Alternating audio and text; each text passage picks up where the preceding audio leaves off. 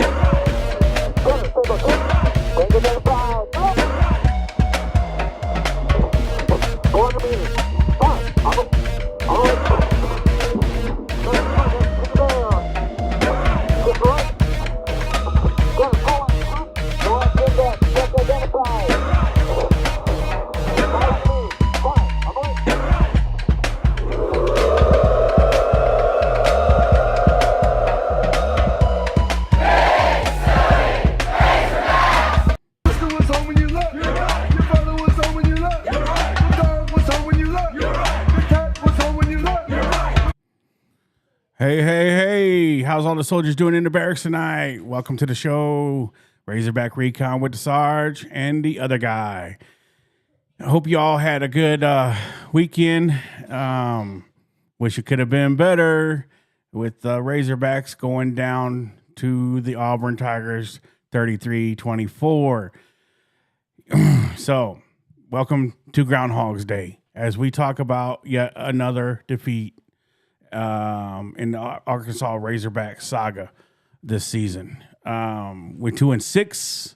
We 0-4 in the conference, and I don't know if it looks any brighter for the rest of the season, soldiers out there. But we have a job to do, and we get the job done. So we're gonna go through this painful after action review tonight with the through the game stats, and we got some plays that we're gonna look at, some good, some bad, and then we're gonna talk a little bit about that amazing Arkansas-Memphis basketball game last night. We got some stats and some statistics for some you guys that didn't get to see the game, but we had a great stream over at the Hog Wild podcast with Mo. So it was awesome. So we'll go over that a little bit, and then we will bring in the panel, and we will discuss all topics of the night and see what you guys think. So I'll drop the link here in a little bit. We appreciate y'all for coming in. We got Baba Shiz in the house, Boss Hog, Tonka Todd. Appreciate y'all. Behold, Roger, good to see you. Big Sarge, Jeff Bergen in the house. Arky Joe, Sam Titman, thank you. Thank you for coming in. Salute. And all right, so let's get into it. So, other guy, what you got for us? Well, we can all say that we on Saturday. I am having a very bad day. Yes, sir. We're all having a very bad day. Yes, sir. It was. Let's see here. And it wasn't because of the weather. No, it definitely wasn't because of the weather. It's because one man tried to be a one-man army, and he did not do it. There's no I in team, right? There's no I in team, but he needs a team to come through for him. That's it. Can't be all just him. That's right. I mean, Taylor Green trying to do it all on himself. He had 268 yards passing. He wasn't very accurate passing. Of course, he didn't really pass that much. No. He only threw it 22 times. Yeah. And he didn't rush a whole lot either. No, neither did our running backs. Our running backs did not. They were MIA Saturday. We had 23 rushing attempts for 2.7 yards a carry and 63 total yards rushing. Yeah. So, in your opinion, is Auburn's defense that good, or was our running game just that bad? I think that they have a really good defense. I think that their defensive coordinator schemed us up real well, minus a few passing plays, because I will say Taylor Green hit his shots when he could. Noticed our tight end was the leading receiver, but yeah, I think their run defense is really good, and that Pleasant kid on the other side of the ball, boy, he is just a ball hawk. Yeah, he pulled Taylor Green in the fourth quarter there at the end, and which we will show you. We will show you a little bit of that later on. But I'll tell you too, killed us. That Atkins, that linebacker for them was a beast. That dude was a problem. Yeah. That kid's going to be playing on Sunday. Yes, I do believe so, because he was a problem for us. It seemed like every play he was on Taylor, or near Taylor, or he was at the ball carrier when we tried to run the ball. 100%. I would say he's almost as good as that Harold Perkins kid from LSU. Yeah, that he had his Harold Perkins moment, like Harold Perkins did his freshman year against Malik Hornsby. Yeah, it was definitely crazy. So, all right, we'll take us through the stats, and let's break them down real quick, and then we'll get into some highlights. As I said, we already went over the Taylor Green stats. He did have the 3 interceptions, 1 touchdown. It was a bomb to it wasn't really a bomb, but it was a broken play to Raylan Sharp. Their quarterback got benched in the first half, I believe. It was the first half, right? Yep. And then their backup comes in. He doesn't really do a whole lot passing. He mainly killed us with his legs. He was 6 of 8 for 77. Their running game, really strong. Our run defense is absolutely trash. Super trash. Yeah. Because they had 230 yards at 4.6 yards a carry. They killed us on the ground. Yeah. I mean, there's nothing exciting about their receiving. This was a very pedestrian game, to be honest with you. I mean, really, we should have put the gas pedal down and floored these fools. But they made some adjustments. They definitely made adjustments coming out of half, and there were plays. They were trying the same plays in the second half as they did right there in the second quarter. that got Arkansas up 21 to, I believe it was 10, right? Yeah. 21-10. Because we scored 21 points It's in the in the half, second quarter. And we scored 21 or points in the second quarter. and then 3 points in the half. Yeah. In the third quarter. So we're averaging what, 5 points? Yeah. So you're saying that again, a Petrino offense doesn't show up in the second half of a game Because he doesn't make adjustments to what the defense is doing to his offense. Yeah. I think why he's able to score, well, we're going to state the obvious here. He finds out what works and sticks with it, and the defense also finds out what works and they adjust, but he does not want to adjust from what he needs to do to make things work for the offense. And that's why you see the offense in the second half not be able to move the ball. Right. Our passing defense was actually pretty decent. Yeah. Yeah. We held them to 7.5 per attempt. They were 13 of 20 per attempt, and we got an interception. Yeah, I think that was our first in a couple of games there. Yeah, this was the best our defense has played in a while, as far as, giving us a chance to win. And absolutely. Now our offense basically just didn't show up. It's the most off Arkansas thing ever, man. It's like the right hand doesn't know what the left hand's doing. We don't have two things that work at the same time. Right. Why can't we have nice things, soldiers? Come on, Barracks. Why can't we have nice things? Can we get the minute hand is working, but the hour hand is broken. Tell me about it.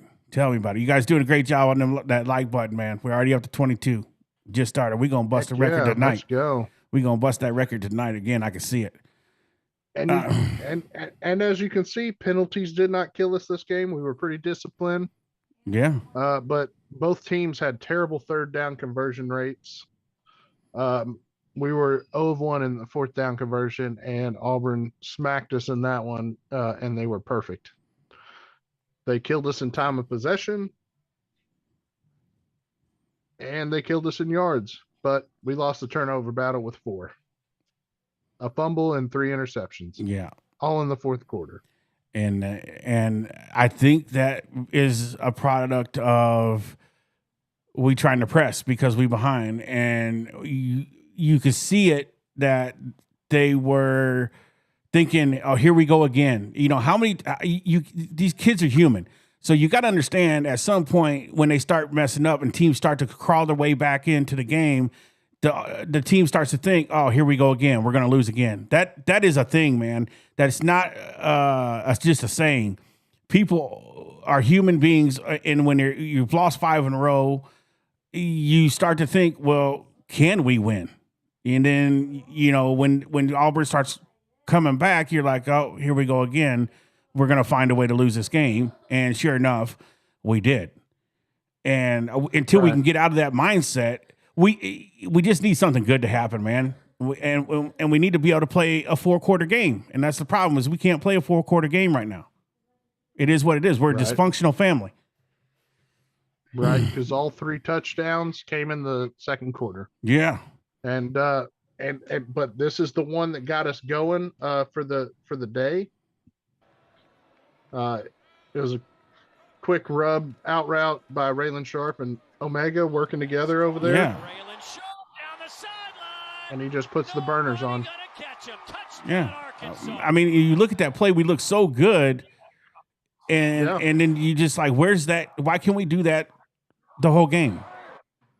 Because the defense figures it out. Yeah. Look at it. I mean, perfectly cleared the defense. The one back fell down, which does help, but Raylan Sharp does what he needs to do. Yep. And then we got here. Yeah, this is in the first quarter. Player of the week. Watch him jump this ball. Boom. Eyes on the quarterback and just jumps the ball and gone. See ya. You're going to learn today. You like that? You like that? Absolutely. So, I mean, at this point in the game, I'm thinking, Jackson Arnold, You're not that guy, pal. Trust me. You're not that guy. yeah. he got benched right after Right that. after that. He never threw another pass in this game. Right after this. And Hugh Freeze on the sideline, and he's over here sitting like, Bruh. Yeah. Come on, man. You got to be better than that. and this is where it all went haywire. Yeah. In the fourth quarter, and we started pressing, trying to make things happen, and we looked at this play. Yeah. Right here. If you break it down, this is his first read. It's supposed to go to Raylan Sharp the whole time. Taylor did not throw the ball with I'm trying to think of the word.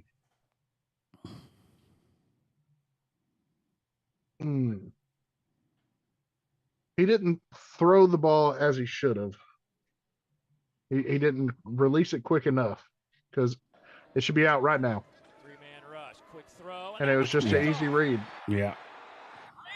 So that's where we got killed right there with a pick six. They hit a field goal. And then I have no idea what this route tree is, Bobby Petrino. Four-man rush. Green steps You got two people going into the same thing. Yeah. Basically, you brought the defense to that play. Exactly. His second in the fourth quarter. And Auburn and I want to say that this right here is the same as the one that Raylan Sharp took for 66 yards earlier. He just took too deep of an out route, and it killed it. Yeah. That's exactly how so he was able to jump it. Yeah. Then you get back and go. And Rayshawn Pleasant. Yeah, you got crazy. This one was just a clear overthrow, but it looked, in my opinion, looked like a little bit of lack of effort from Omega Blake, but maybe he didn't think he could catch it. He just stops. The middle, and this one is intercepted. There's your ball Doesn't go up game. for it or nothing. I really think he could have caught that, but it was a bad throw because you had at some point CJ Brown wide open. You had CJ Brown wide open right there.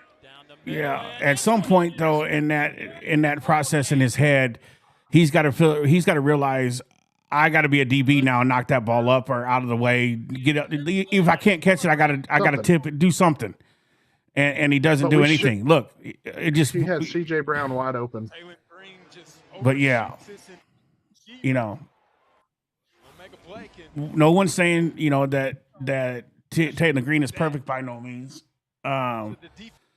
But I don't think that we're in half of these games without Taylor Green. That's true. Live by the sword, die by the sword. Yeah. Nevada County Hawks says, man, it hurts watching this stuff. So, bro, it does, man. It is. It is. It's hard, but we got to do it, man. But the end of the day, it's my quarterback. That's my quarterback. Yeah. It's the only Blake one screwed up the route on Sharp's TD too. Same mistake. Yeah. It's the problem is you see so much potential, but little execution when it comes to this is what's frustrating.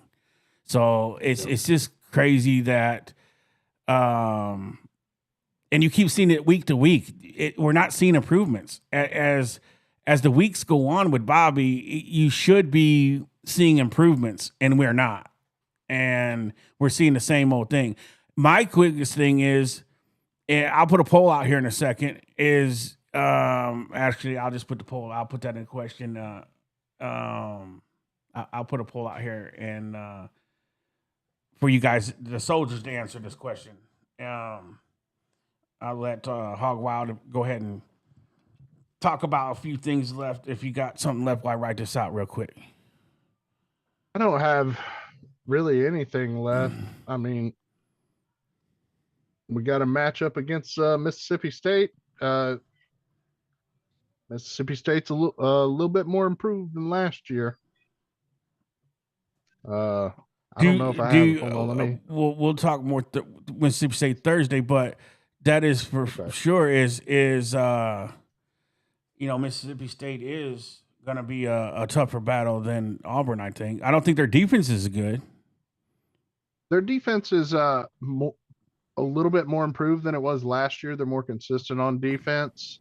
They did lose quite a few people, but I think they kept a lot of the good. And they built on that. But I mean, they took Texas down to the wire. So I mean, but Texas fought back, and we all seen that offense all year long. And Texas's offense just they're not very consistent. They're better than Auburn's offense, but they're just not that consistent. I think that's about all I got from the football team. Transplanted. Let me know if you see that poll in the chat, because for some reason I'm not seeing the YouTube chat in the background here. I do not see it in the chat. Okay, all right. I think yes, I don't see it. Okay, we might have a malfunction back here in the back end here, because I'm not seeing that. Sam Tippman. If Bobby wins 2 more games, I still don't think that they're going to keep him. Bobby's won like $8 million, and that's just unrealistic. Bear with me, and I also will which 2 games do you think he wins, Sam?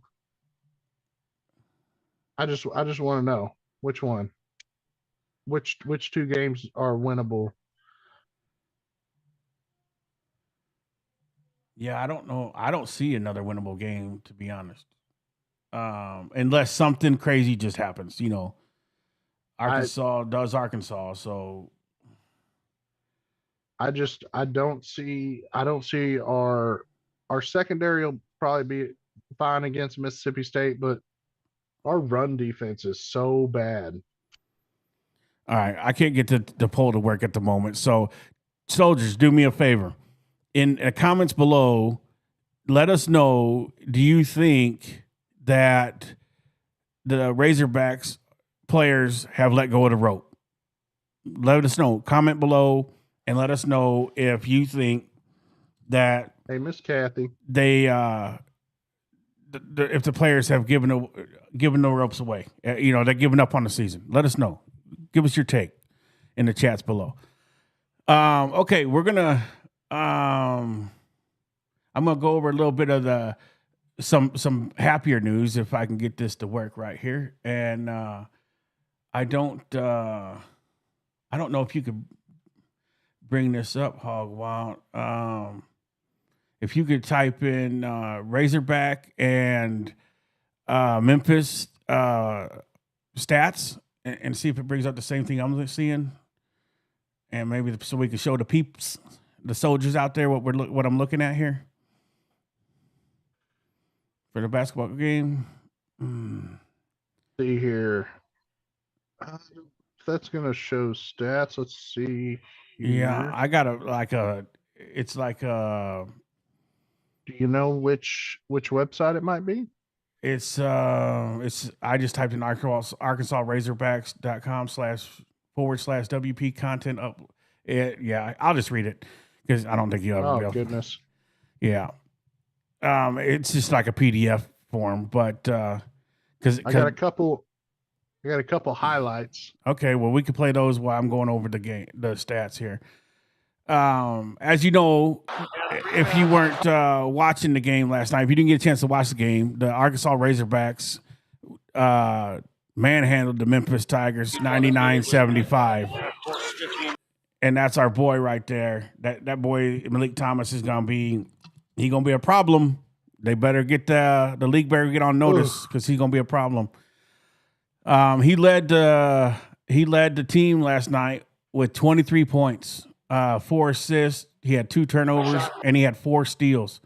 For a freshman coming out in his second game, I don't know what else more you want him to do. He was like a human he was a human highlight reel last night. I'll go through and see. Trevor Brazile had 8 points, 0 assists, 1 turnover, but he had 3 block shots. There goes that man. Boom. Carter Knox had 10 points, had 4 assists, 4 turnovers, and one steal and 1 block shot. Nick Pringle went 1 for 3 and had 5 points and pretty much 1 block shot. He was pretty quiet. Nick Pringle was pretty quiet in that game last night. Our point guard, Darius A. Cup Jr., had 17. He was the second highest scorer on the team with 7 assists. He led the team with 7 assists. He had 1 steal. He had 2 assists. And let's see, he was he was a plus 19 when he was on the floor. You can't ask for nothing better than that. And Arkansas shooting percentage in the first half, they had our field goal percentage was 46.7%. We shot 14 of 30. We were 4 of 11 from the 3-point range. And our free throw, we were 10 of 15. We were 66%, which was better than the first game. But we do need to work on our free throws because they fell off as the game went on. In the second half, we had a 20 for 31, a 64% shooting percentage. We got hot. And one thing that you got to see about there it is. You're seeing the same thing I'm seeing now. Go to the very top, I think is where I'm at. Zoom into it a little bit here. Yeah, there we go. Yeah. Where are you at? I'm at the very top. And there you go. That's what I'm looking at right there. Zoom out a little bit. There you go. So now you guys can see it. So you see what we're doing in the second quarter. Arkansas went from first quarter 46%. We shot 64% in the second half. And if you notice in the second half, we stopped trying to settle for outside shots and we drove the ball to the basket. And that's going to be Arkansas is bread and butter is getting to the rim. And we did that. And we pushed. In the first few minutes, Memphis couldn't miss a 3-pointer. They were just lighting us up from beyond the arc. But most teams get hot with their threes for a little bit, and then they go ice cold. And that's what happened to Memphis. In the second half, their 3-point percentage, if you look down at their 3-point percentage, they went 4 for 14 in the first half, which really, I wouldn't say that was that hot, but they were just rolling. And they went 2 for 18 in the second half. So, I rescind my statement because that is not on fire. They were 11% in the second half, but they kept firing them up. I mean, they are not afraid to shoot the 3-pointers. They had 6 of 32 for the game, and Arkansas was 6 of 17. So we shot 17 3-pointers, and we were at 35%, and Memphis was 6 of 32 at 18%. But that's what happens when you start running the team out the gym. They try to shoot their way back in the game, and if you ain't hitting them shots, we just going to keep extending the lead like we did last night, and we pulled away from them with no problem. It was crazy how good that game was, and it was good to see Arkansas come out and have to face some pressure. They had to face a lot of pressure last night when they first started, and you could tell that we didn't practice that a whole lot because we looked pretty bad against that pressure. But as the game went on and our freshmen got used to that, they backed off that pressure because we were breaking it. So it was a good game. It was Billy Richmond, Wild Bill is just that dude that is gonna be. He's an X factor, plain and simple. Did you see how many points we got off the bench? Yeah, it was 51. Yeah, and 56 in the paint. Brah, if we're gonna have 50 points coming off the bench, please. Good Lord. I'm just super excited. I know everybody else is super excited about and my oldest daughter is in the chat here watching the show. She said, "Great show, Dad. Appreciate you coming through. Love you." But it's something that Arkansas fans needed. We needed something to be happy about, and right now the basketball team is giving that to us, and they're giving us a lot to look forward to, because I think this team is only going to get better as we move forward and as they start to gel even tighter. And one thing I noticed between this team and last year is we are miles ahead of where we was last year in our first couple of exhibition games, due to the fact, one, we've had enough players to scrimmage each other, and everybody's been healthy for the most part, and they've got to bond before we started playing. And I think that makes a huge difference in where you're at when it comes to getting into games, So we'll see. Two games. We beat two really good teams. Cincinnati beat a good Michigan team, and we destroyed Cincinnati. And Memphis is going to be a decent team, and we put it on them. So it's just one of those things where it's good to see, and we needed that as a fan base, because my God, we've been down in the dumps for so long. So it was nice to watch an Arkansas team play, and after the game was over, you're happy. That hasn't been for a while. So we got to keep. And I'll say this, Sarge. Go ahead. I'm not a big watcher of basketball. I only do watch really the Razorbacks, and if the Spurs are on, I'll catch it. But compared to last year's team, I think this team as a whole plays more as a team than they did last year. Last year, no knock on Boogie Flam, but that man was not using the whole team. It was more of an eye. Yeah. Yeah. And he tried to put everything on his back when he didn't have to. I mean, yeah. Granted, we didn't have much of a team because we never saw the players that were really on the bench. Yeah. Yeah. I think we used max seven different people last year. Yeah. And we got down to 6 at one point. Yeah. Yeah, but I think this team is, I would say too, that we got a lot more talent on this team, and what helps us was the 4 guys returning from last year. We got guys on the team now that have experience. They know what the SEC is going to do. What's up, DJ? Appreciate you coming through, man. Appreciate that. You guys doing great, by the way. We gonna hit 30 likes in the first half hour of the show. Y'all doing great. We appreciate that.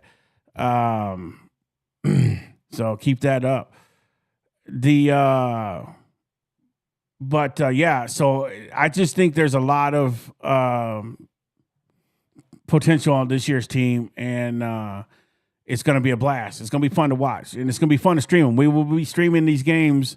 I think the next one will be streamed on Hog Wild's podcast channel, Mo's channel, and then we get the game after that will be streamed over here on Razorback Recon with the Sarge's channel. So me and the other guy will be bringing you the game when Mo can't. So between this channel and Hog Wild's podcast, you will get to see all the Razorback basketball games streamed to you here.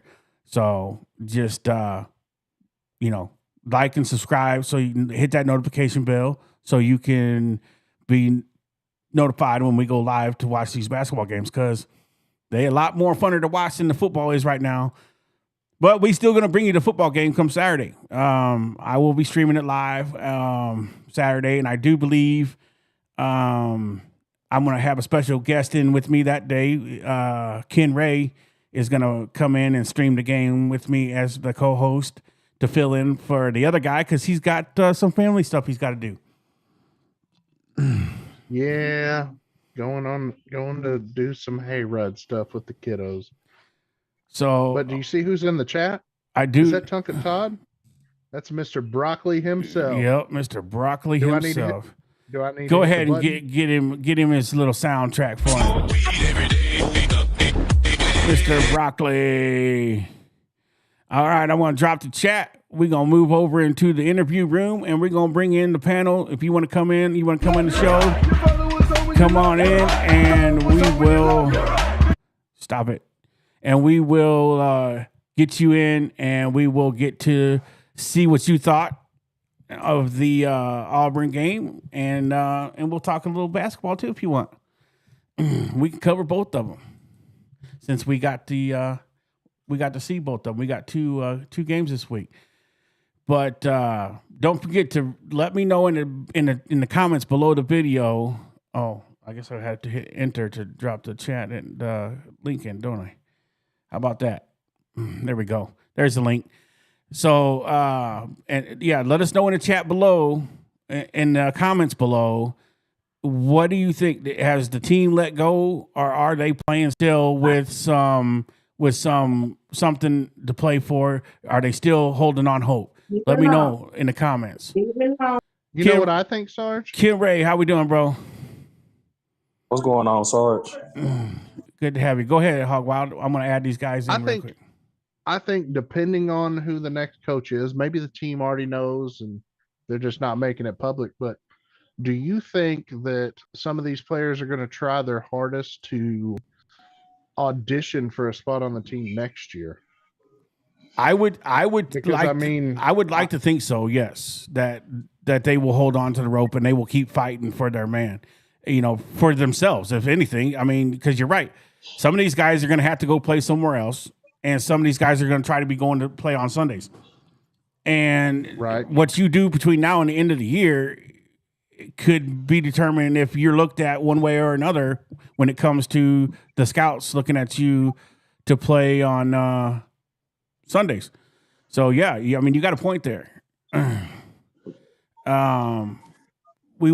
see. Tonka, we'll start with you on that. What do you think, man? Do you think that these guys are going to continue to play, or do you think they are going to let go of the rope? Or do you think they already have let go of the rope? Well, no. The juniors and the seniors, those that are looking to possibly get into the NFL, they will keep playing because tape is everything, right? The NFL, I mean, on your pro day and your time and your vertical and all that stuff is fine, but it's what have you put on tape? That tells the story of what you can do on the field, right? And that's the most important thing you can do. So no, I don't think so. The younger kids, once again, it's all about the tape, right? If they're wanting to hit the transfer portal, then they have to have tape to show other coaches of, hey, this is what I can do for your team. So I don't think they'll necessarily let go of the rope because there's still hope for Arkansas for a win. It's a slim hope, but there is some hope there. So I don't think the players let go. Okay. All right. Ken Ray, what do you think, bub? Some of those guys, I feel like they have let go of the rope, but not to the point to where they're not putting anything on tape. I can see that. A lot of guys like Sorey, I think Sorey personally took a hit because he's not playing like he was playing last year. And he still has one more year. Yeah. Of eligibility. Yeah. B Hall, what do you think? You think they're giving up, or you think they're going to hold on? Well, before I answer that question, I got to say something. Your Streamlabs ripped me off out of 2K. What do you want me to do about it? I need my money. Sometimes you win, sometimes you lose. Yeah, that's what happens when you gamble, man. No. You don't always win. No, I won. How much money I lost? Oh, is it acting up? No, I gambled 2,000, and it only gave me 8 points. It said you won 2,000, but gave me only 8 points. I'm like, what a scam! All right, hold on. Let me go in there. I'll stop the show to get B Hall his points. No, that's not. B-Hole said, "Give me my points, fool." All right. Well, while I'm doing that, It's answer the my question, money. B Hall. All right.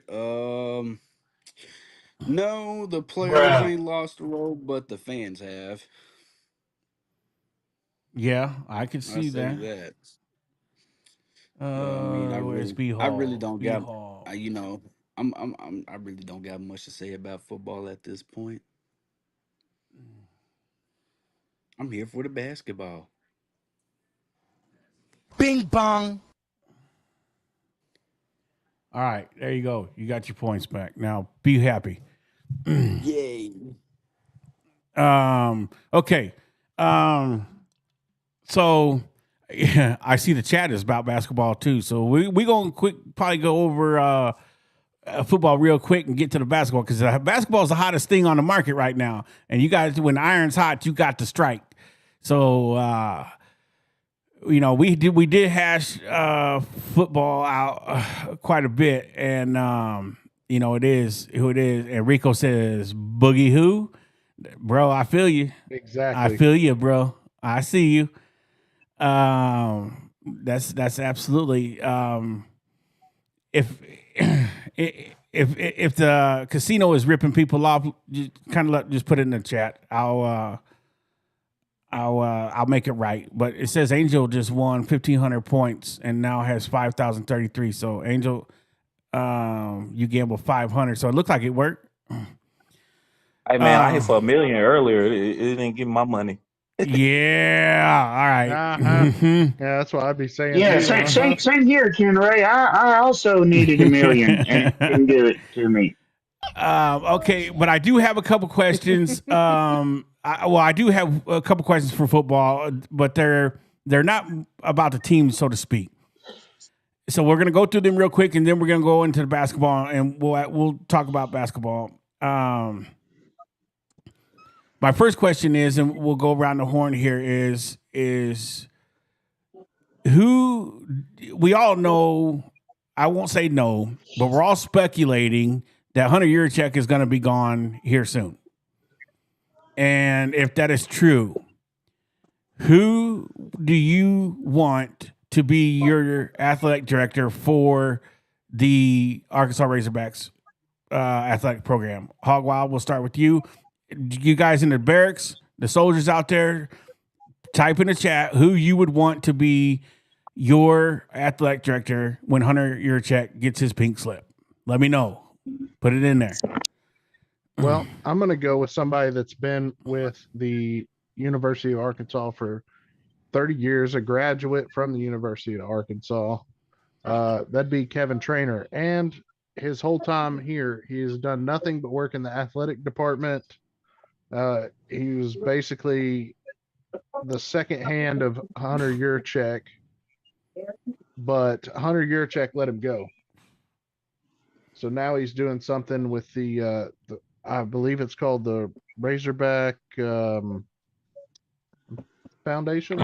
Yeah, I think he works with the Razorback Foundation now. Right.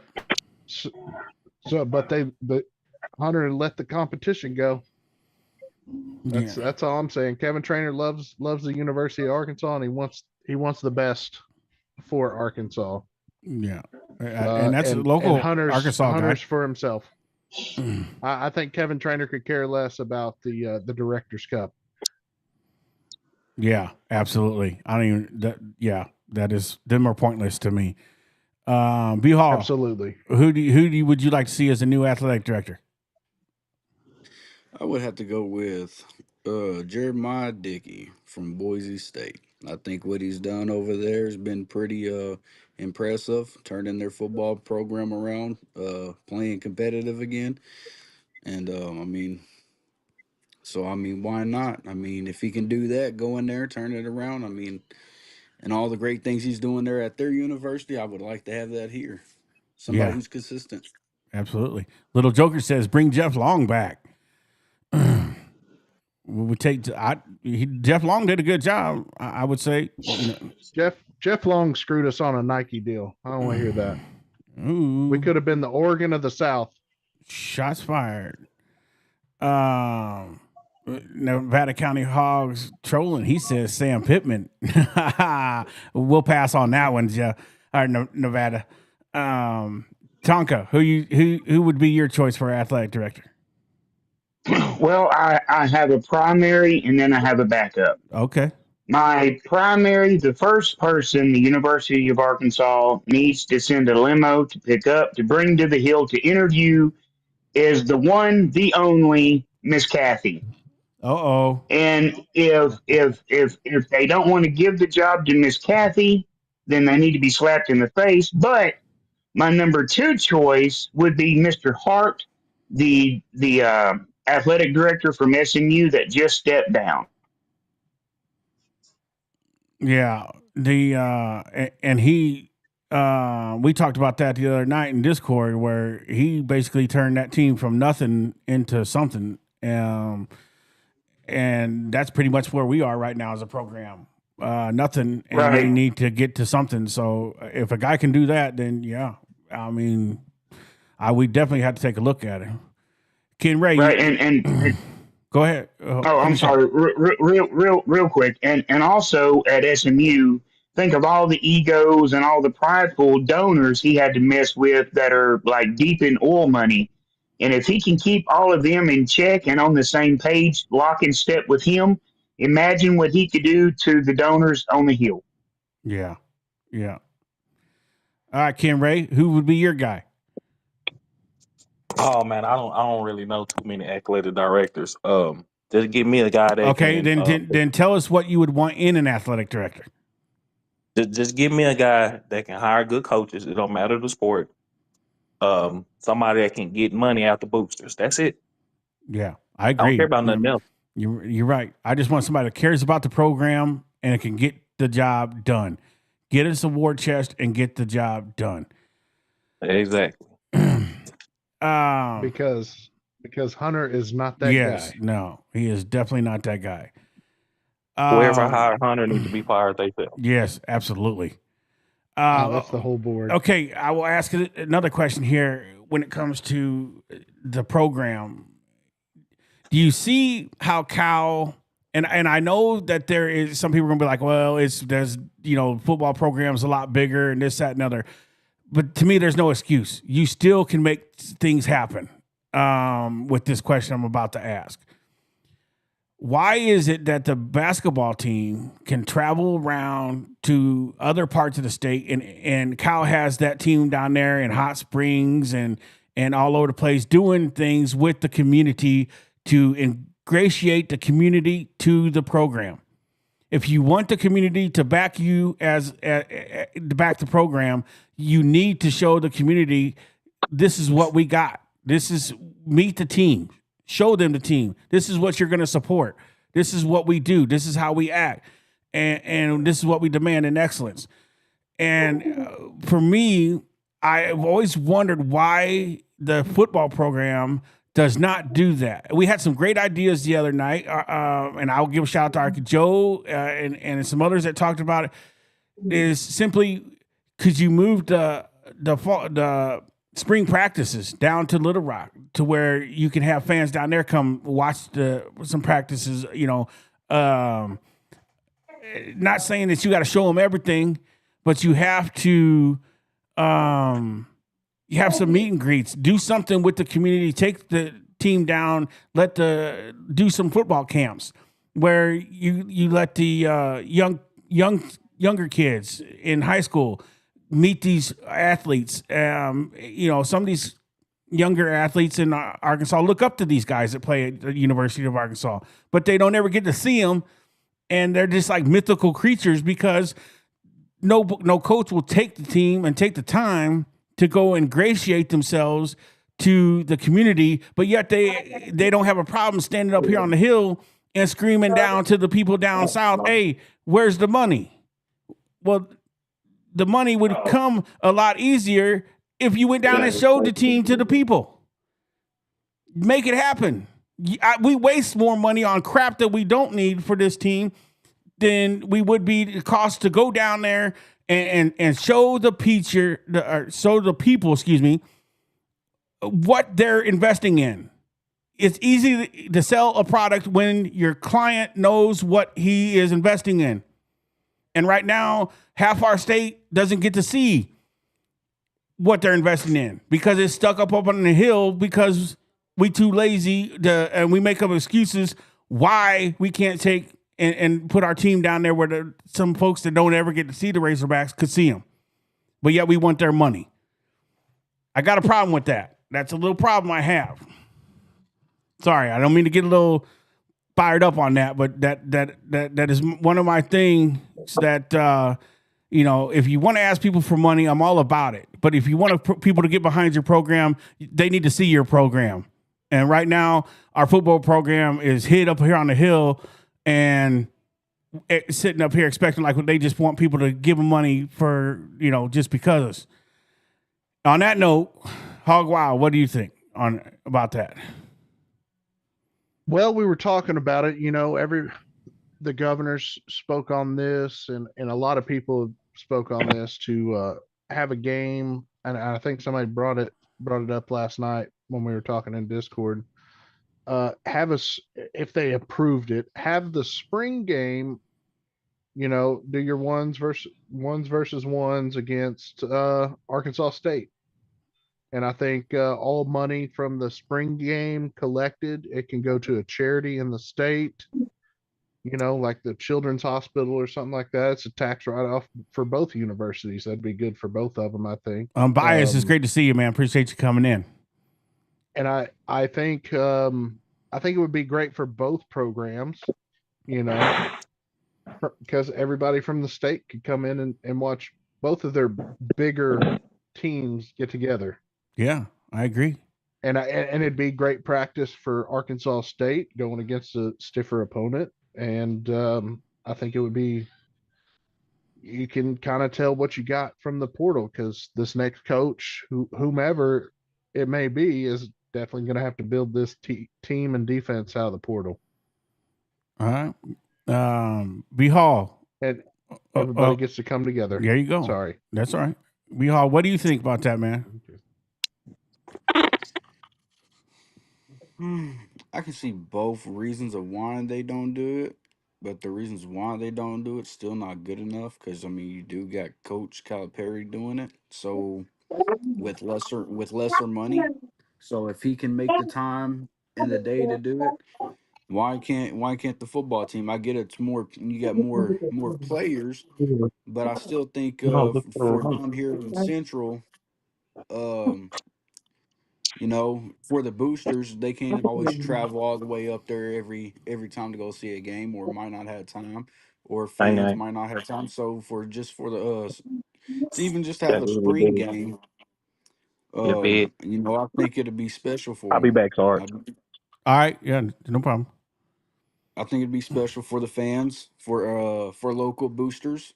Who knows? If you probably start doing, if they ever was able to do that, who knows? You might have some more local boosters tip in with you. I see a lot of positive things that can come out of it, but I really don't see it happening just because, one, there's a lot more players, so that's going to be more money, and the university would complain about it. But I think it'd overall be a positive and better thing if they did do it. Yeah, absolutely. I agree. Miss Kathy, check your points now. Tonka, what do you think? Well, I think real it would quick be before Tonka gets that off. yes. Yeah. Angel, Arkansas Razorbacks do not belong in the Sun Belt, brother. That's crazy. You know how much money the whole entire university would lose Mashed potatoes. if we moved? Salisbury steak. Bad offensive lineman. There you go. All right. Tonka, it's on you. Yeah, I think it's a great idea. Now, you don't have to take the entire, football team. You don't have to do that. You can take your starting 5 offensive linemen, your quarterback, maybe a running back or two, some of the wide receivers that you want to count as stars on the team. You can take those. You can take some defensive linemen, handpick some linebackers, maybe somebody you want to say is your stud safety and maybe your shutdown corner, or something like that, and take them out. And what I would say do is take them on a tour around the state and go to different areas, right? Like you go to Hot Springs, Texarkana, you could stop in Little Rock, you could go to Jonesboro, you could go to Paragould, you could even come down to Luann, though I doubt that they would come to Luann. But what they could do is come and then put on football camps for high schoolers, junior high, for all ages. And that way the kids get to interact with the players. The players get to impart some knowledge. And what a cool thing that would be for an Arkansas athlete, right? I mean, that I think alone would turn more of these kids onto the University of Arkansas, and the fact that there would be coaches traveling with these guys. That's a free scouting trip for these coaches to see who's got what talent and where in the state to help them pinpoint who they need to target to recruit. Yeah, absolutely. I mean, it just blows my mind that we have not done anything like this at all. But we got an athletic director that wants to go to Little Rock plenty and basically tell us we have no chance at winning the national championship. So, I just don't understand. Loser of a guy. Yeah.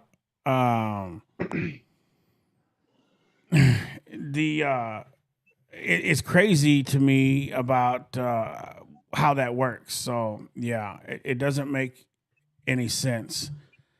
But on that note, let's since the people in the chat are all over this basketball game because that's the newest hottest thing. Let's talk a little basketball here about the game we saw last night. We'll start with you, Ken Ray. What'd you like? What'd you see? What do you think? Are we going to be dangerous or are we going to be pretenders? We're contenders, definitely contenders. The part I didn't like was Memphis jumped on them early, but it took a minute for them to get going. I wish Trevin Brazile would have spoke up early and got that team going. It shouldn't have took Malik Thomas the freshman to do it, get them going. Yeah. So outside that, I didn't think. Well, they need to tighten up on the perimeter defense too, and keep working on free throws. But outside that, I didn't see nothing wrong. Yeah. What? Who was your? Who would you say your player of the game was? Oh, I got to roll with Thomas. I got to roll with Thomas. Yeah, all right. Yeah, I mean, obviously he had 23 points, and if I'm not mistaken, I do believe this is back-to-back 20-point games. Yeah. So, I mean, for a freshman to come out with 2 20-point games, bro, and then, A-Cup was right behind him with 17. And what I did like to see is A-Cup he doesn't look nervous on the floor. He almost looks like he acts like he's been there before on a college level already. He got that composure.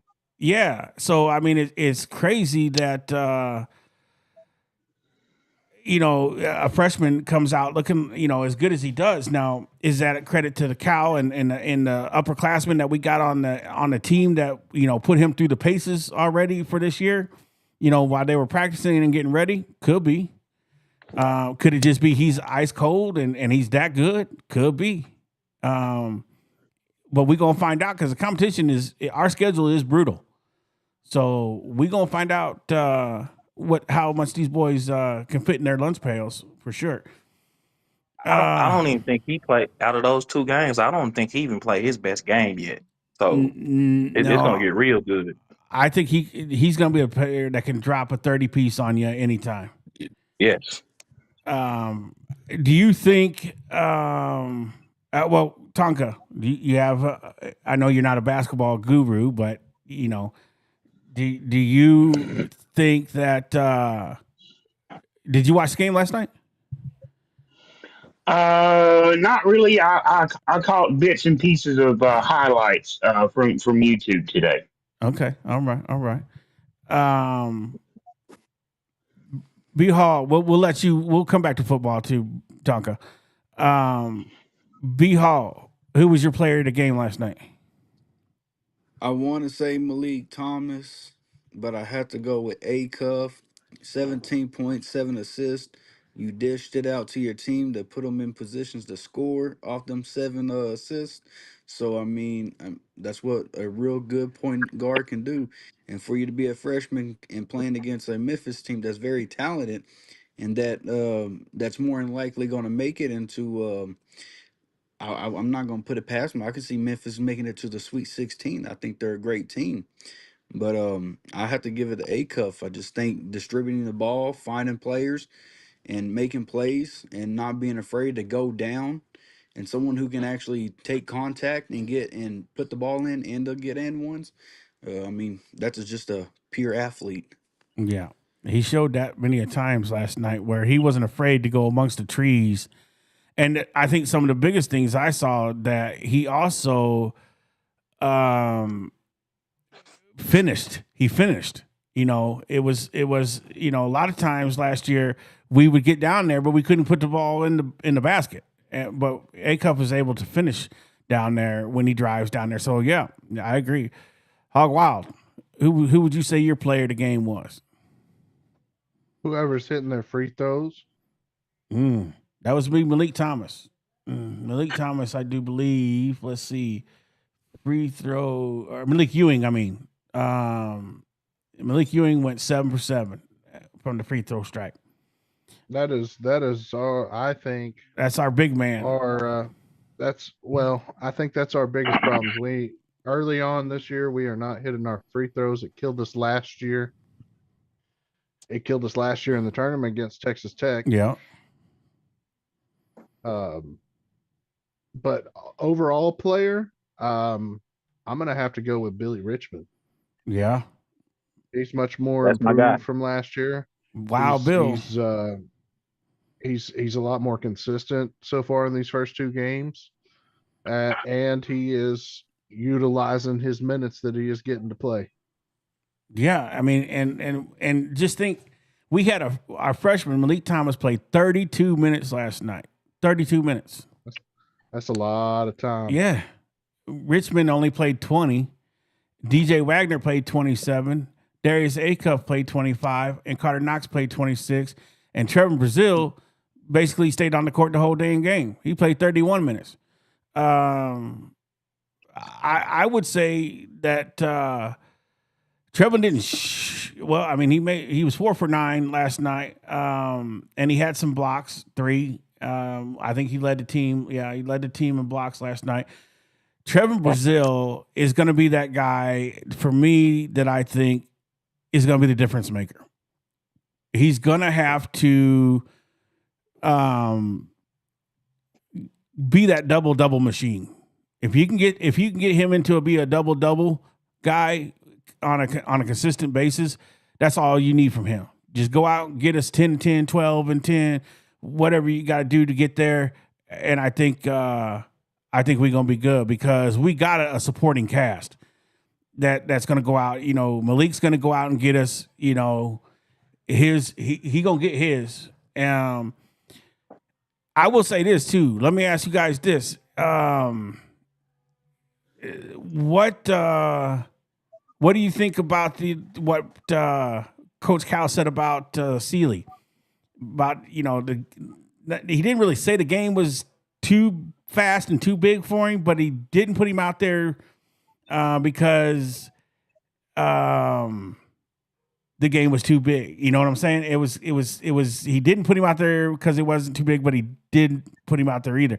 It was one of those things where I just think Isaiah Sealy's going to be good. It's one of those things where he's going to have to grow a little bit when it comes to patience and because he can shoot. We've seen he can shoot. And he's not afraid to go after the rim. So it's going to be pretty good on that on the court. We got so many, guys that can play. Pringle played 10 minutes last night. I think if anybody kind of didn't play up to his potential, I would say would be Pringle, but he gets himself into foul trouble a little early. So I think he couldn't play a whole lot because I think he caught some early fouls, and it made him play a little bit less doggish, if you will, like he usually is. But as far as the game goes, he was 2 for 2. He's 1 for 3 from the free throw line. But he had 1 block, and he was a -1 while he was on the court. So it's one of those things where, I think we're going to see he's going to get better. We're going to see more from him. What do you think about that, Beho? Nick Pringle? What do you think about our big men in general? Put it that way. I think Nick Pringle has some things to work on. I like, what is his name? Irwin, Ewing. something like that, whatever it is. I think he's your starting center overall. I think he played a lot better. I think he brought more energy, getting rebounds. Dang, Tonka, what's wrong? You said urine. Leave it to B Hall. Well, I think What? dang it, almost. Bro, what are you talking about, man? Whatever his name is, I don't know. I can't. Ewing. Think of his name, but Ewing. Yeah, Ewing. Stop it, Tonka. But I think he should be your starting center moving forward. I think he showed explosiveness, rebounding, being a post presence. So I like him. I have to go with that. But overall, Pringle has to work on some things. I don't give a dang, bro. He had 7 rebounds last night. He was tied for the lead with rebounds with Trevor Brazile, Carter Knox, and Malik. Malik Ewing had 4 rebounds. Malik Thomas actually out-rebounded Malik Ewing. To me, that Ewing's got to, establish that rebounding down low. That's what we brought him here to score. But he did add 15 points. And I do believe as the game went on, he got better as the game went, on. So, we get 15 from him, 13 from Richmond. Richmond, now, I will tell you this, Richmond had me scared when he went down with, slamming on the floor. Bro, it's an exhibition game. I know you want to play 110%, but I'm okay with you letting up a little bit in an exhibition game because we cannot have you get hurt, bro. You're important to this team. So there's one more thing I'll say about your Ewing. I think it is. Yes. I almost said it again. Yes, you did. But I think the main reason they brought him is because Big Z couldn't facilitate at the top with the ball, and Ewing can.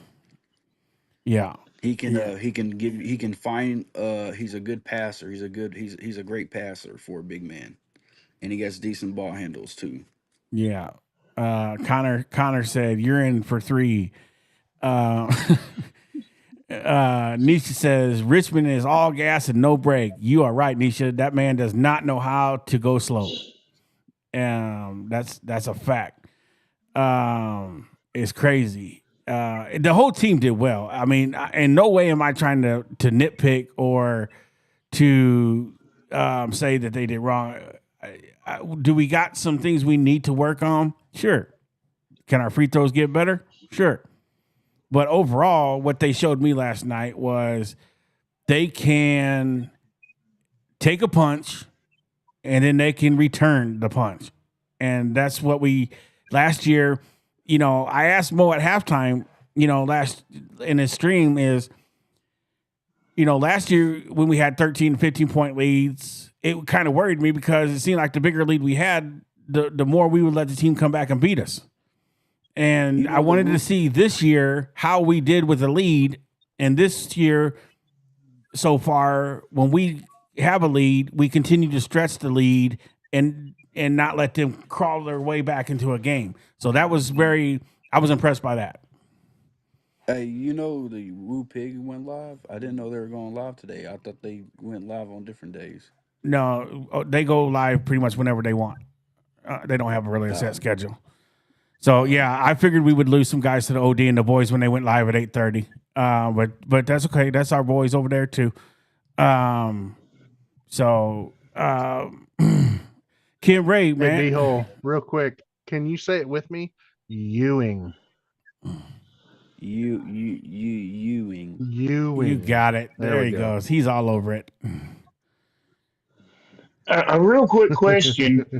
Is the Ewing that's on Arkansas's basketball team, is he any kin to the famous Patrick Ewing of the New York Knicks? Tonka, you're showing your age. That I'm not sure of. That's not what I'm not sure of that. Hey, Patrick Ewing was in Space Jam. Yes. The original Space Jam. He was. That guy was old when I was a kid, man. Right? Come on now. That might be Charles his grandpa or something. Space Jam. I really feel old now because I remember watching him play college ball at Georgetown. So yeah. Oh, yeah, wow. Tonka, you really showing your age now. Yeah. Well, what you got to understand, Tonka played basketball on the deck of the Ark with Noah when there was nothing else to do. Mm-hmm.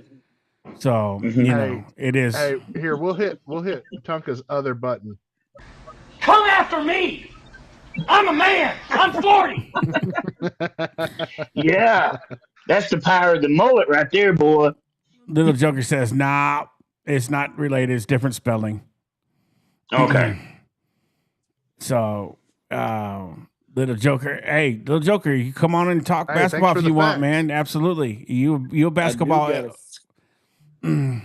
guy. If you want to come in, anybody wants to come in, the link. If you want the link, I can redrop the link in there. Just let me know. We'll talk. We're just kind of open discussion tonight because ain't nobody trying to hear that football stuff right now. I do got a football question. Hey, calm down. Okay. For everyone. Go ahead. I think he'll like it. I think 40-year-old will like it. What do you got? I was sitting there, I ain't gonna lie, using ChatGPT. Gave me a good one. And it's not Arkansas related. It's about our opponent. As what's his name? What's their coach's name? Jeff Levy. Oh, Levy. Jeff Levy. Well, my bad. Over here. No Diddy. Well, Jeff. All right. Has Jeff Levy this season hit his peak? Mm-mm. You got to get more than that, Tonka. Come on, explain yourself. He's asking me. I thought it was a question for the panel. No, absolutely not. He has not hit his peak at all. You have to remember, this is year 2 for Jeff Levy. You will start to see a finished product in year 3 because it takes 3 years to build a program.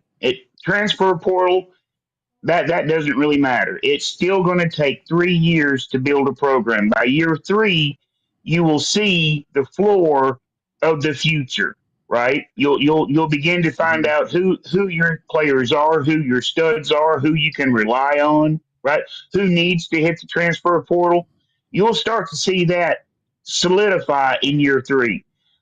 Remember, when he came to Mississippi State was in complete shambles. So I mean, he started out working basically with nothing, and he survived a couple of years with Cody Kennedy as his offensive line coach. So you're going to have to give him one more year. But no, beware of Mississippi State, guys, and I say that because Jeff Levy is the son-in-law to Art Briles. And when Art Briles had a choice of giving the family playbook to his son, Kendall, or to his son-in-law, Levy, he gave that knowledge to Jeff. So beware of Mississippi State moving forward. Yeah. Nisha, wait till you join the 50 club. Because I'm telling you now that it's no fun.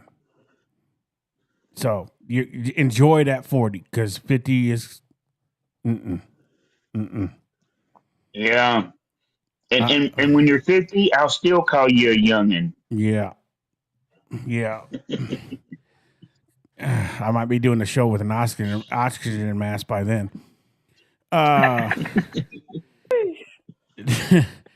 Yeah, so what you guys in the chat, I want you to give me your opinion on what do you think the capabilities of this Razorback basketball team. What do you think they end up as? What's their ceiling? Where do you expect them to go? Type in your honest opinion. Let us know, where do you think they can go? You think Elite Eight? You think Final Four? You think all the way to the national championship? Let us know. From what you've seen so far, let us know. I appreciate you, Roger. Roger says, Sarge, we got you through those golden years.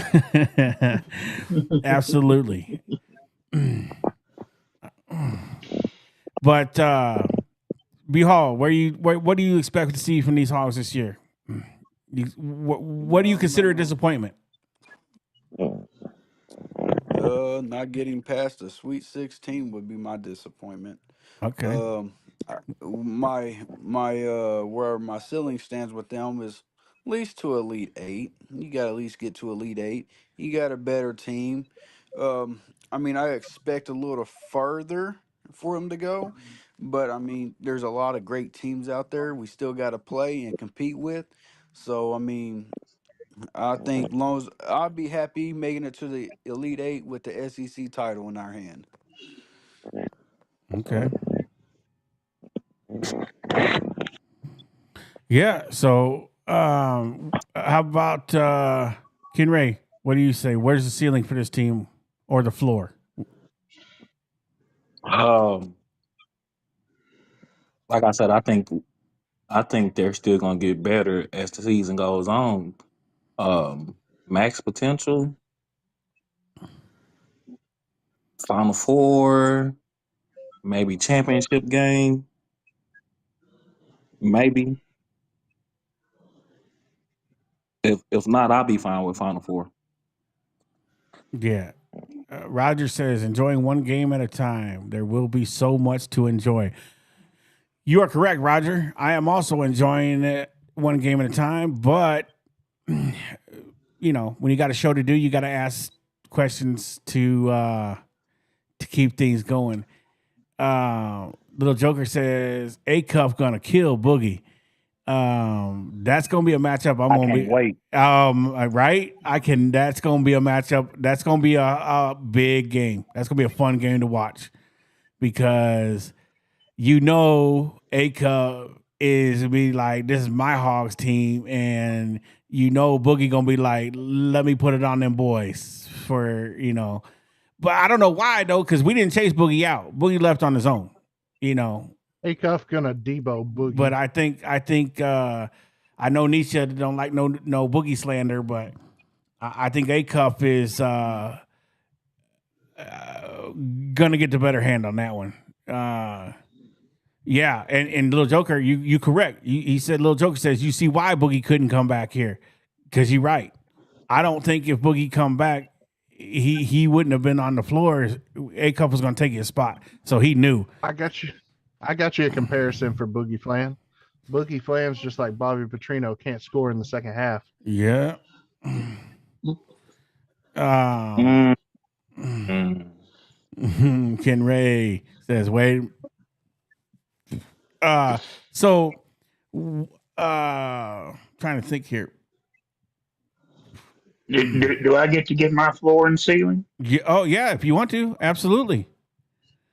Okay, so from the highlights I saw, I personally would like to see Arkansas play a little bit better defense, maybe some more, to create some more turnovers, some more fast break opportunities. But they start out hot, right, and they're going to improve as the year goes on. So I'm going to ride with my girl, Miss Kathy, and I'm going to say the floor is Elite Eight. With I think the ceiling is they could be vying for a natty this year, guys. They really could. For the first time in a long time, Arkansas has not only a great starting five, but when you start bringing in the second unit, there is no talent drop off. So it's with Arkansas, it's pick your poison. So yeah, I expect high things from them this year. Yeah, and I will say, the points from turnovers last night, Arkansas had 20 points off of turnovers. Memphis only had 9. That's tremendous. That's basically the game because we beat them by 24. So, you get 20 points off of turnovers. And if you want to talk about playing through the big men, our and it wasn't just all the big men, but it was just getting down into the dirty areas. We had 56 points in the paint. You call that high percentage H2O. That's where you get that them high percentage shots are from in the paint. You could get shots off in the paint and score 56 points. That means you going to work and taking it to a team. 56 of your 99 points come from down low. So we were scoring from all over the court, more or less. We had 13 second chance points to their 13. Memphis only scored 26 points in the paint because they wanted to try to shoot everything from the outside. Fast break points was pretty even. We had 21 to their 18. But where we really killed them was our bench, like we said earlier, had 51 points and they had 21 points. Memphis went into the first, went into half with a 3-point lead. And at one point they were up by 15 and we clawed all the way back to get within 3. And they scored 45 in the first half. Now in the second half, we completely clamped them and held them to score. They only scored 30 points in the second half, where we scored almost 60. So I don't know what Cal told them at halftime. Be like, okay, now you can go out there and do what you want to do and make things happen. But we come out of the locker room and completely turned it on and never let off. So that was one thing I love to see. Hey, Sarge. Yes, sir. I'll be right back. All right. I'll be right back. Amanda's calling me on her lunch break. I'll be right back. Absolutely. Tell her we said hi. I will. So I think for this team, the ceiling is as far as you can go. And I think that they had the potential to do something special and make it to the national championship game. Do they win it? I don't know. And I want to say that the floor is also the Elite Eight. Yeah. We have too much talent on this team not to make it past there. But in basketball, it's almost kind of like football. Sometimes that ball doesn't bounce straight up and down. Yeah. Yeah. I mean, there's a million things that can happen, between now and then, injuries, absolutely. I think the biggest key to our season is health. If we can stay healthy, I'm telling you, they better put out an Amber Alert to this SEC because Arkansas is coming, and we're going to basically we on a revenge tour, bro. Because last year, there was 0-5 before we won an SEC game. We got a lot of teams we gonna put them back in their place this year. So also with this team, we have something that we haven't had in a little while, which is drivers to the basket. Mm-hmm. We haven't had that. I mean, we had a little bit with DJ Wagner last year, but we haven't had that Anthony Black drive it to the rim. Yeah.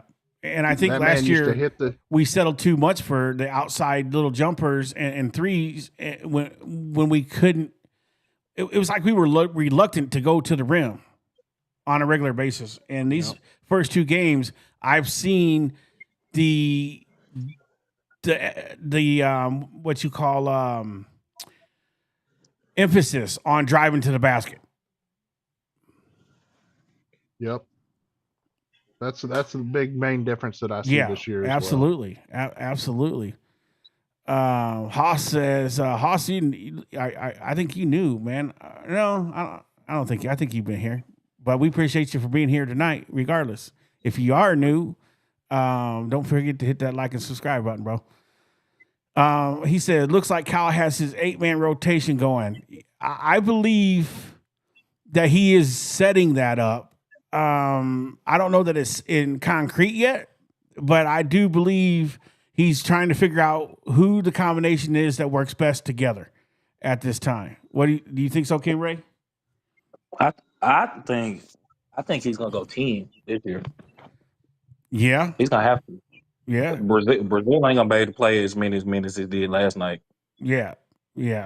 I mean, he's gonna have to have at least another big man and a half ready. Yeah. I mean, do you think that Malik Thomas can average 32 minutes a game? I mean, that's a lot of minutes for a freshman. I wouldn't let him do it right now. Maybe later on in the season, but not right now. Because let him get as much rest as possible. Our backcourt had 32 minutes with Malik Thomas, had 27 minutes with DJ Wagner. Darius Acuff had 25, and Carter Knox had 26. I mean, he was pretty adamant about keeping them guys on the floor. You know, he didn't look like he was gonna come off. I thought maybe Isaiah Sealy would get a few minutes. I didn't think he wouldn't be in the game at all, but I do think with the pressure that Memphis was putting on is why he didn't see Isaiah Sealy on the floor. How many points did the bench score? 56. We had 56 points off the bench. I keep going. I keep using everybody until I can't use them. Until they show me I can't use them. Right? I mean, at this point, is his system, do you think he's got his system in place, or do you think he's still tweaking? He's still tweaking. He's definitely still tweaking. I think so too. I think he's definitely he's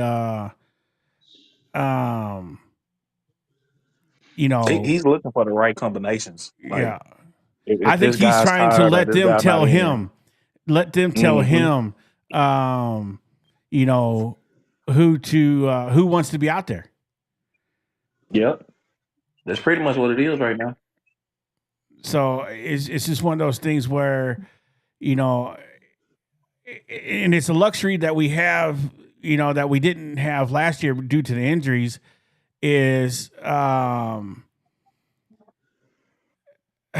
we have able bodies this year. And we didn't have a lot of that last year with all the injuries. So, I mean, it's just great to be able to see that the team playing the way they are. Rotation yes.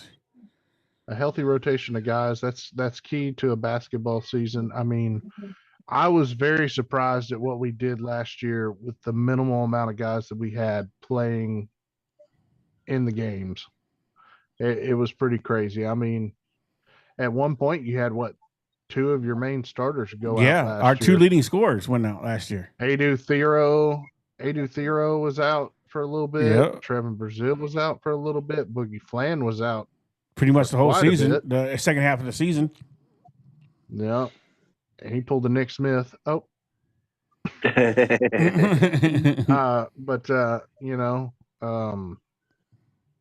No diss on Nick Smith Jr. I'm not going to slander the boy, But I think that Arkansas this year is in a better situation roster-wise altogether. than they were last year. But Cal could only do so much Right. last year. He had very minimal time to get a team together. Like you said, when he came in, there was no team. Right. And then when he did get a team, it was he didn't have all the money to spend. Right. Well, and then like I said too, when he did get him in, they got hurt and they didn't get to practice and they didn't get to gel. And Cal told you last year a couple times when he said, hey, we are so far behind because we haven't had time to do anything because everybody's been hurt. And then, when you add injuries in the season, it just made it, an incredible feat. What they did last year and what Cal was able to do with that team when he, got them going was insane. Yeah, it was just amazing. Because any other coach, I do believe at that point is basically throwing in a towel and just using injuries as an excuse. And he didn't do that.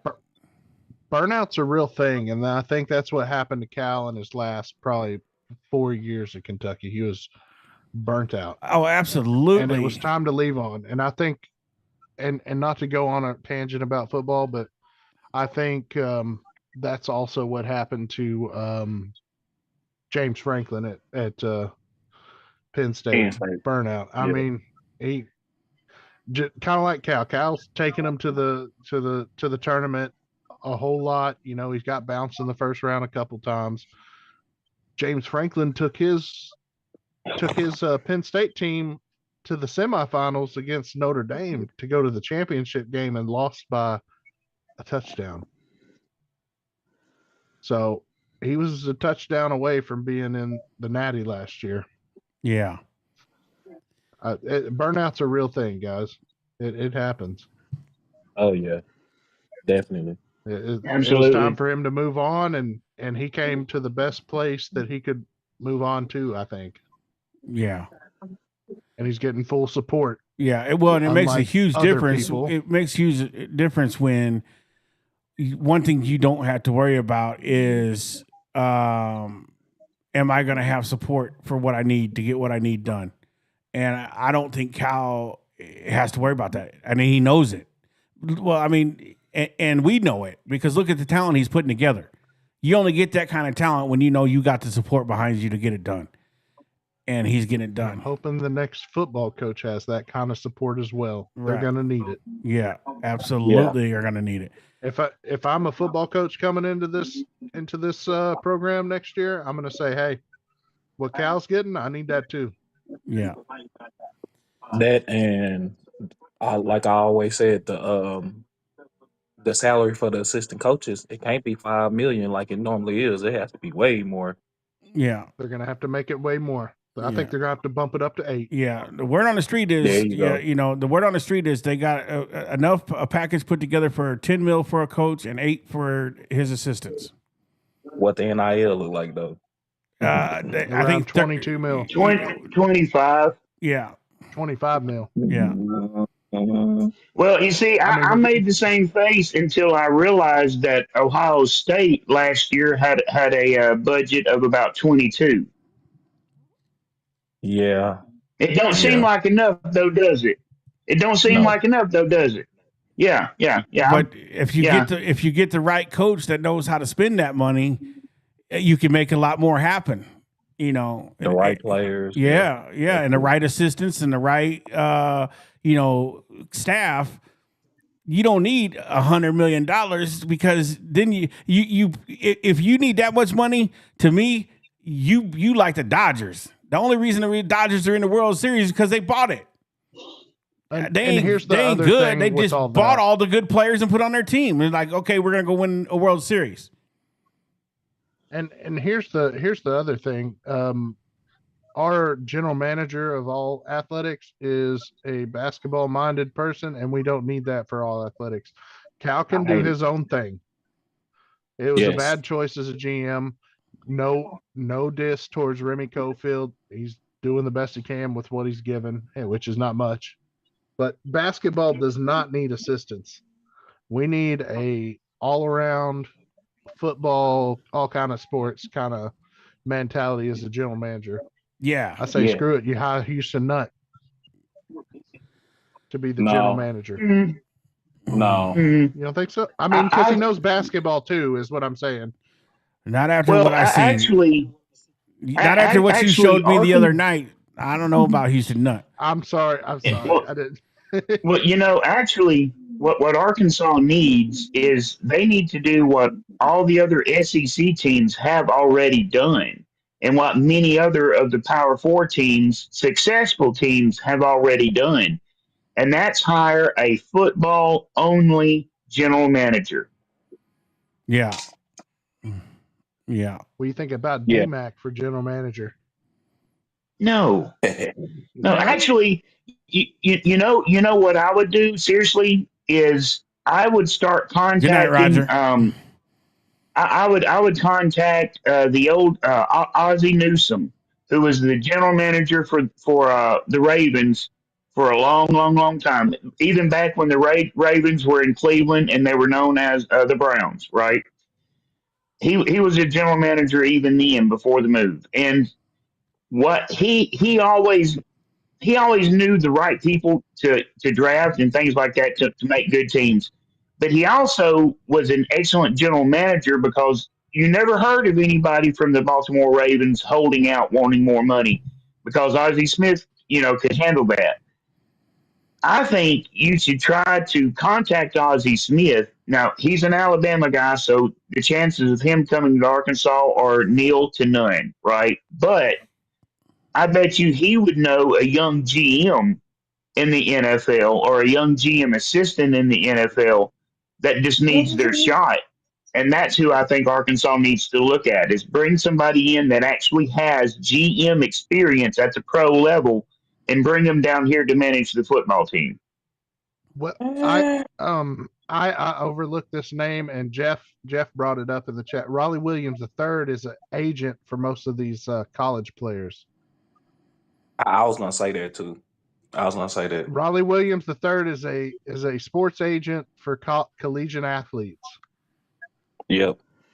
He knows what to do with money. He knows, and he's an excellent spotter of talent, in my opinion, because that dude was a dog. Well, tell me he wouldn't have had an unfortunate accident with his neck. Tell me he wouldn't have connections to players. I guarantee. Oh, absolutely, connections to player, and he's out of Texas. That would be a good, interesting name there. That Big Sarge always bringing them good takes.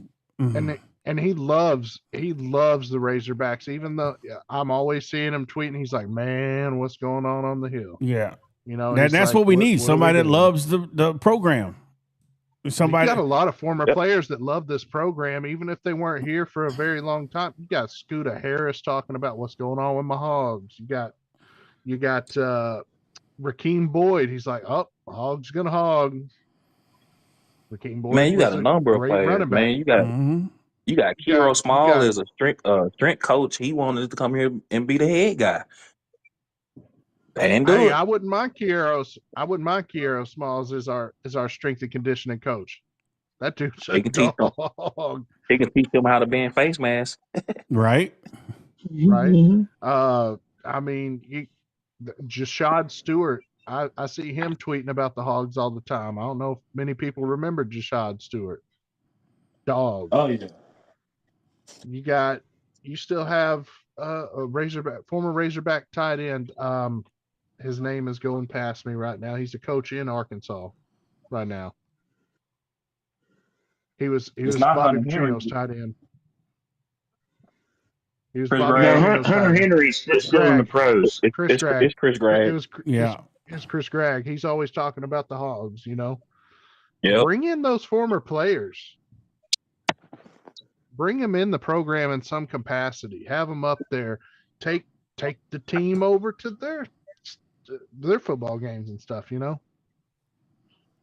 don't know. I think you need to bring back in some old faithful in there and work with these players that we're going to get next year.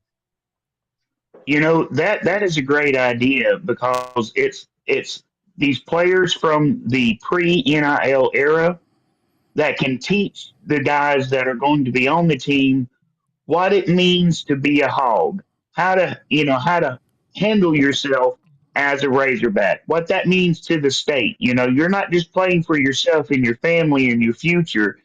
You're playing for the folks in Smackover. You're playing for the folks in El Dorado. You're playing for your folks in Piggott. You're playing for your folks in Hamburg and Harrison, right? You're Yeah, playing for the whole state. It's not just you. which brings me back to that question I asked earlier. Let Peyton Hillis back on the hill. Which Amen to that. Which brought me back to the same question I asked earlier: is if not only does it, if you take the team around the state and show them the state, not only does it help the communities of the state see their Razorbacks, it also helps these Razorbacks see their community and to see what they have behind them.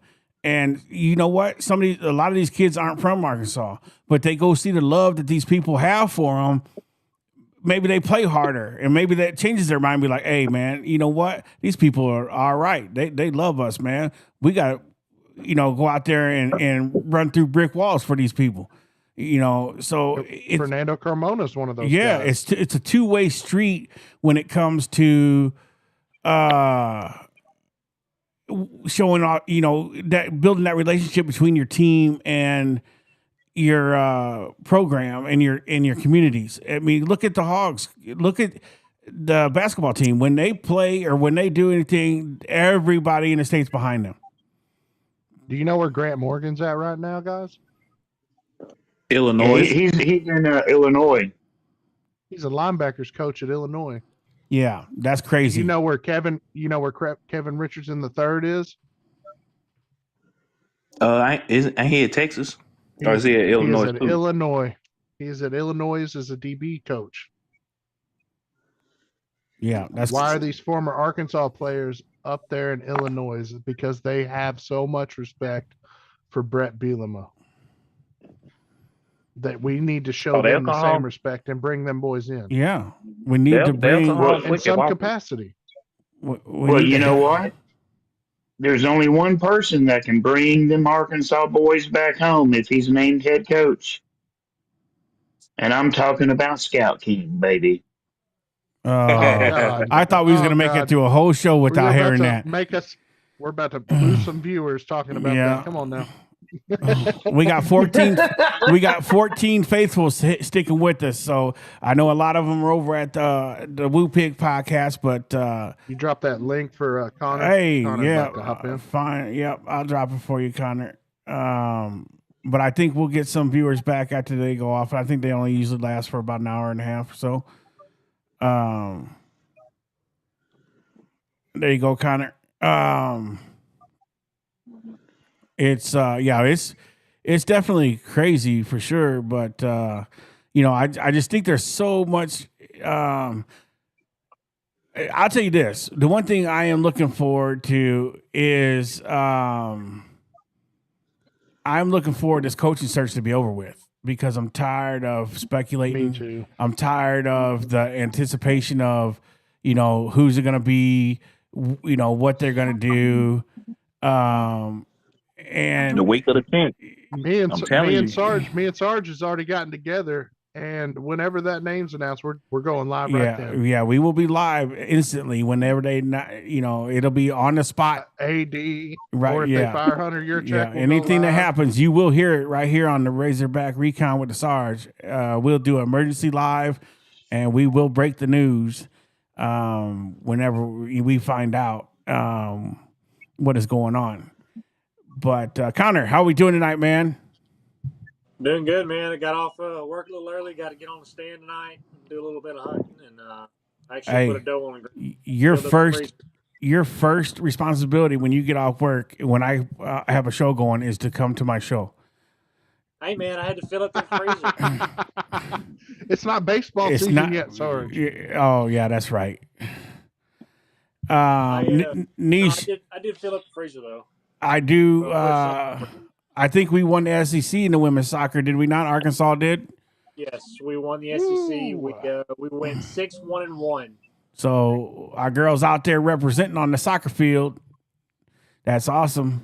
And you know, I keep up with it, Nisha. I keep up with it. You got to give. I give props whenever it's due when Arkansas succeeds at anything because, you know, when you think about it, our supporting sports are all pretty good. Our track is excellent. I think we win a national championship on track about every year. You know, soccer's now gotten good. I think our women's basketball is going to be better than it was last year, and baseball is good. You know, anybody's better than neighbors. Yeah. For goodness sake. Yeah, I am too. I think you could have coached that team better, Sarge. Yeah. Jeff is Big Sarge says I'm kind of interested to see how Coach Music will do with the women's Razorback basketball team. I am too. I want to see if she's worth the hype that she's in that she's gotten. So that we will be looking and seeing what they're doing for sure. Hunter Yurchek hire. That is a fact. So we shall see. She come with some accolades, so we'll see. And softball, you know, last year I thought we was gonna be. I thought we was there with softball last year, but we just couldn't get over the hump. We had every tool we needed on softball. We just could not get over that hump. It's that Arkansas curse, man. That Arkansas curse. Hey, but it didn't do nothing but reload. Ellis was a bright spot on that softball team. Yeah, absolutely. It didn't do anything but reload, though. I mean, did they have professional women's softball? Yes, they do. Yeah, it's just getting going. I think for the most part.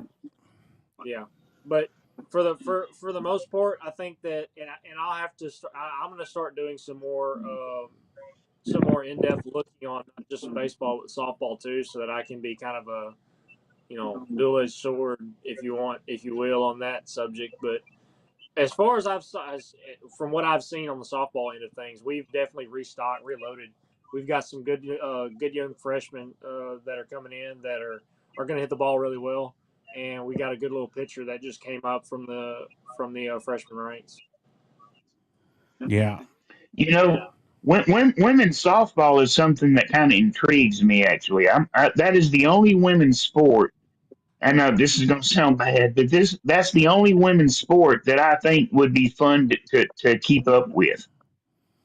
I like volleyball. Yeah, volleyball is cool. I like volleyball too. I do watch the women's basketball because I'm a sports fanatic. I watch pretty much all sports.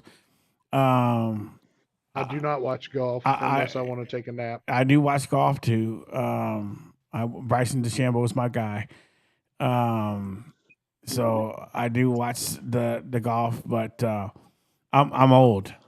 So I like just those. Saying, if they ever post a link for a video for the fishing team, I'll watch that. But until they do, they have an esports team now too. I used to sponsor when I had my bait company. I used to sponsor the Arkansas Razorbacks fishing team. There you go. So you trying to get on that esports? They have an esports team. Yep. Mm-hmm. It's mainly kids out of Arkansas. You can get I think. How do I sign up for this? I've seen, right. I've I got some eligibility. Field is like a 75%. I definitely got eligibility. 75% of their scholarship is paid for. Most of the esports kids it's a big industry now. Yeah. Yeah, it's gotten they crazy. Get to major in like video gaming creation and all kinds of stuff. It's pretty great. A lot of money in that industry. Why didn't they have that when I was in school? That's what I'm talking about. High school. Because we all went to school when we were still chiseling on rock for our homework assignments. Man, they got Call of Duty teams at high school now. If they would have set that up for us, Ken Ray, it would have been cool math games. What we would have been competing on. We wouldn't have been competing on no Call of Duty. It's hard to play Call of Duty on a Texas Instrument computer back in the day with a black and I was white playing screen. the Oregon Trail. Yeah. I was playing the I Oregon was just Trail gonna during say that. computer class. I ain't gonna We lie. did have it. It was called the Oregon Trail. That was our team. We all On a died floppy of disk. Right. we all died of dysentery. We all- Remember? That's Good right. old TIA Kids don't know what a keyboard floppy and, disk is. Right. Floppy disk was the flash drive before anything. Mm-hmm.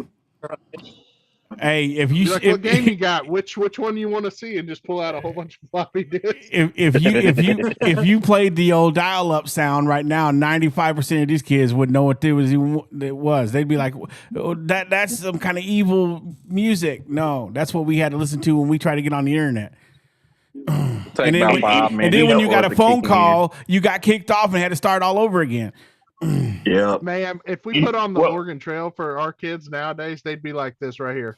I'm here to tell you right now, we don't care. Yeah, We don't care. that's a fact. You know what's crazy? Once again, I'm showing my age. What's crazy is I remember when I was a kid, and the whole internet thing was just starting out. It wasn't like it was now. You had to take your phone off the receiver and put it into a thing that allowed your computer to talk over the phone line to another computer. Yeah, it was crazy. It was a box that had two holes in it, and it was made to hold a phone. Not a phone like smartphone, but a phone like dial. With the The rotary I'm old, buttons. never mind. Tonka, Hey, quick you question, had the guys. first phones that you had the Campbell's can on one end, and the other end you had a string. Yes, and we were so excited when they finally came out with the wooden box phones that you had to crank on the side. Yeah, That was a big step up. yeah, absolutely. We use those for fishing now. If you stick that other end in the water and crank that telephone, you'd be amazed what you can get to come to the top of the water. definitely cut that Hello, deep. Mr. Bass. Come in, Mr. Bass. Hey, do y'all know who the general manager is for the football team for Stanford? No. It's a former quarterback, Oh, number one yeah, overall Andrew pick, Luck. Andrew Luck. Mm. He fired the coach in the spring. He fired the coach, not the athletic director. He fired the coach. I'll take it. The kind of Yeah. general manager we need. Yeah. Mrs. Sarge You gotta- says, what about the gotta go party like line? Remember the old party lines? Oh, yeah. That's a fact. You pick up the you I just don't know Yeah. anything about you that. just picked up the receiver I and don't know people were nothing already about all talking. this. I don't I don't know nothing about yeah. that. The party line for the young folks here, the party line was like if an entire neighborhood shared one phone number. Mm. It So was if crazy. you picked up your phone, two houses down, if Miss Martha is talking to Miss Jennings about what's happening in the world gossip wise, you had to hang the phone up and wait till they got through gossiping, and then hope you picked the phone up before somebody else did. Yeah, it was nuts. It was crazy how we went through all that. Y'all be dialing the phones with the dial where you crank it Oh around. yeah, the wait for rotary it to phones, spin. baby. Oh, yeah. And then when you messed up, Oh, you yeah, had to baby. hang up You gotta- and start all over again. Hey, Sarge, they're bringing rotary phones back. As they should. Yeah. They would know. No. Hey, that'll stop Trying to spam calls confuse these because kids? the spam callers wouldn't. They ain't gonna know how to use them. So Well, that's the thing. It's like the new trend now is a bunch of the older gen. They're bringing these phones into the house and they're installing them so that their kids have to learn how to use them. yeah, it's crazy. There's a lot of things that these new generations, if you were born before the internet, it was you've seen a lot change since then. That's for sure. Well, Tonka, Yeah. he I was- noticed that when they did their phone change from the cup and string to the wooden box, that he noticed that they had a drastic improvement of string available. Mm-hmm. My parents' first computer was like $1,200, and that was back when like Windows 98 came out. And it made when you load it up, you'd hear the computer just making all kinds of ratchety noises. Yeah. Oh yeah. And you'd have AOL. You had to pay for your monthly Yep. subscription And to you get AOL the to disc to use the slide internet. in. Yep. Yeah, who remembers the MSN chats? Yeah. Or the Yahoo chat? chats. Oh yeah. I was on those faithfully. Yep. The Yahoo chats were that was wild. chat boards. Mm-hmm. That was chat boards before chat boards. Yeah, it was crazy. Yeah, it's crazy. But yeah, everybody in the chat, the show kind of got off, went in 10 different directions here. My bad. No, it's I wasn't, which I should have been, and I apologize to everybody. I should have put more effort into the basketball side. Oh, look at that! Hey, Connor. I mean, that looks yummy. There's only so much we can talk about the basketball team. They've only played 2 games, and they're good. Well, so there's not a lot of bad to talk about like with the football. Well, actually, I have a question about the basketball team. Okay. So it's a 2-part question. One is should be a fairly simple answer. Is Brazil actually 7'4"? I think he's 6'11". Yeah. Okay. Because I saw somebody in another Discord post that he was 7'4". No, we don't have no And I was 7 like, footers. It looked like we do have a it. 7 Well, footer. we have a one 7-footer, but he's international. Yeah, he's Lithuanian. I think it's the 7 foot. He got to put some meat on his bones. And my second question is this: if Cal can go, 10 deep on his rotation, do you think he may implement a full court press at some point in his defensive schemes for basketball? Yes. Like a 40 minutes of hell kind of defense? Well, no, I don't think he does it 40 minutes of hell, but I do. Not 40 minutes, but he did it last night.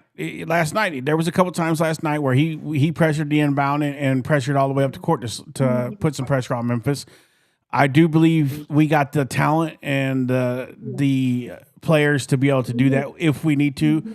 But I'm not sure that's his style. He's more of a half court defensive, set up and let it, go. Bring the ball to Memphis did the full court press on us for the first half. Yeah. I think that's what gassed them out because they just couldn't keep up with our dudes. Yeah. When you have the athletes we got, you try to press them and do it for 40 minutes, that's not gonna happen. That's why we came back. So you got to be careful how much you use your guys, especially when you got a few guys playing 30 minutes, 32 minutes, and this early in the season already. We got 2 guys that broke 30 minutes in this game. To me, I think he's making a point that if you want to play, then you're gonna have to be given 110% while you're out there. But at the same time, it's one of those. Look at Scout King coming in. Just a second, Scout King. Let me get you a box made up here. You missed it, Scout King. I was advocating for you to be coach. Bruh. I got this show all messed up. You're not that guy, pal. Trust me. You're not that guy. I'm gonna have to get this Please, right. no, someone stop that man. Scout King. Yeah, can you hear me? Yeah, we got you. You said what Tucker Todd say he was doing what? He said we was advocating for you to be the head coach for the Razorbacks. I'm telling you, I want the job. You're not that guy. Trust me. You're not that guy. We already know that. We only got enough time on here for about 30 minutes. Are you talking about that? What? Well, I had a bad signal. Nah, you coming in clear. I can hear you pretty good. You're coming in real clear here now. Here comes that black spot. Mm-hmm. So, what's going on, man? What do you think of that Arkansas Auburn game? Oh man, I mean, it's just the same old ridiculous circus show. Yeah. This Barnum and Bailey circus. I borrowed your reference. You know, we in the Twilight Zone, bro. You said it best when it comes to that. Yeah, that's why I said. I said, man, it's the Twilight Zone. It's the same stuff. I couldn't say it better, man, because I was like, you know what? I'm sold on Scout King, man. We in the Twilight Zone. This is Twilight Zone straight from the jump, because it's like do. How are we gonna lose this week? Next on to Twilight Zone, the Razorbacks lose by kicking the ball out of the stadium, or they'll find some crazy way to lose a game. We cannot have success. Why is that, Scout King? Why can't we have some success? Just a little bit. Tell us. Man, it's right. Like I say, it's a combination of a lot of things, obviously. But man, one of the main things I think it's the money, man. The money. They warp these young dudes' mind, and they feel so obligated now that they part of this era with the money that came in with this money. And bro, this is their NFL right now. College is the new NFL. Yeah. So a lot of them know they ain't gonna make it to the pro, but this is their new NFL, and it's like guaranteed money. Just show up on a roster. Yeah. But here's the thing, though. The basketball players are getting money too. Not all of them gonna make it to the league. But guess what?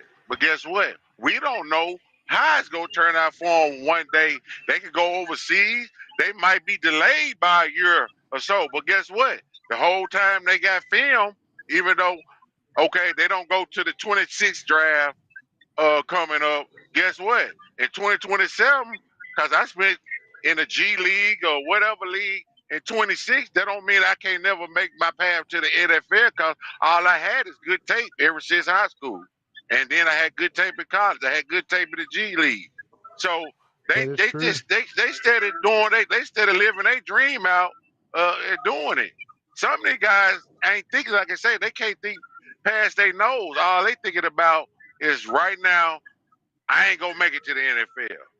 So this is it. This is the jackpot right here. I think there's only like about 6 players on this roster that's making it to the league. So I have a question about that. Do y'all think there needs to be a G League type of league set up for football? There is. I thought they already had UFL. Yeah. Oh, the UFL isn't really like G League though. That's like glorified practice squad. I mean, like actual real competition with more than just 6 or 7 other teams. I think there should be. Yeah, that would be nice. A development league, like a development league for the NFL. That's what college was supposed to be, but now it's turned into transfer portal city. Why are they not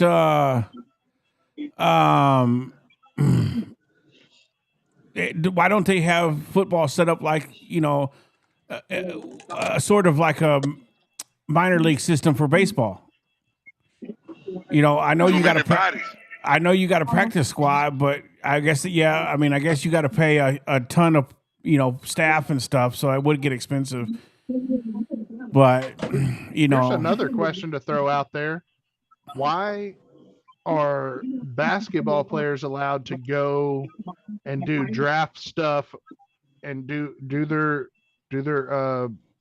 out there in the scouting combine, but the football players cannot do the same thing where they can return back to college? I think that rule needs to change. Yeah, that is a great point.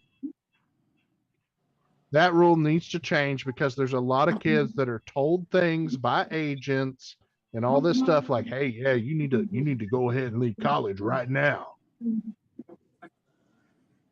Yeah, but if you don't get an agent, you can do all that stuff. You can do that if Yeah, you but don't have an agent. Everybody got no, agents now. everybody has agents now. But like what I'm saying is, those basketball players that get an agent, they're like, yeah, go try out for this. But if they like teams are like telling you, nah, not this year. Let's see you cook one more year in college. I think football players should have that same opportunity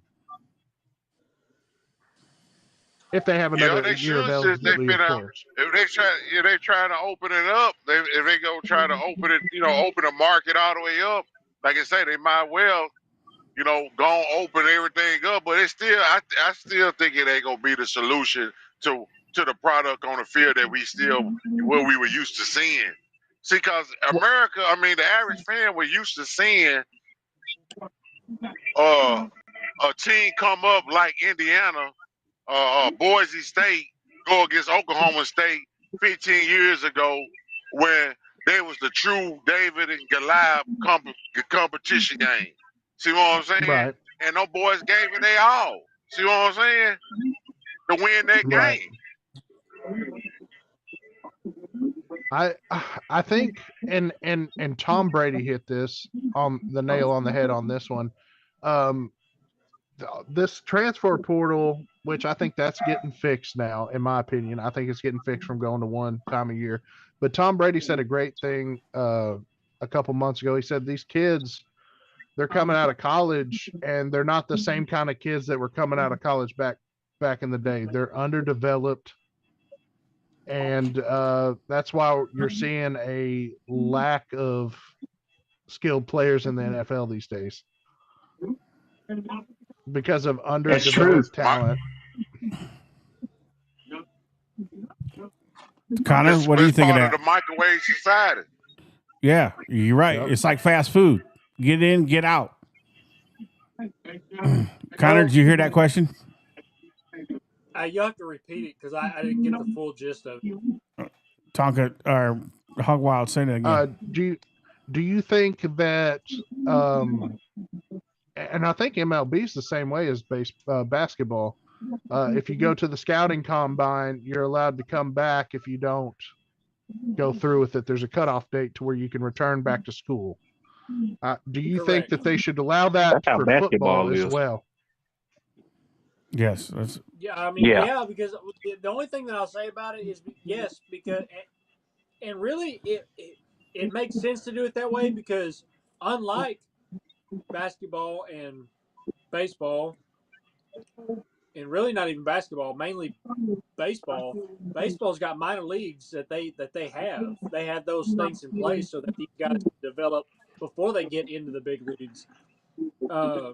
But like you said, if they get drafted in the 16th round or whatever, and they don't want to go, they can opt out, go back to school, and play another year and get better and try to get a better draft stock. And I think that's how that should be for basketball, baseball, football. That should be what it's for everybody, specifically football, because they don't have that minor league program installation.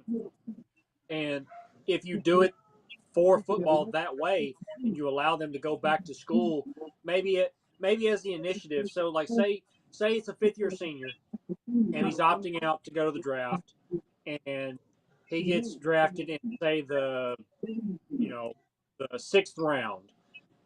He can allow him to opt out and go back to school for one more year, give him his final year, granting that, and like they've been doing, they've been allowing a lot of these guys 7 years or whatever.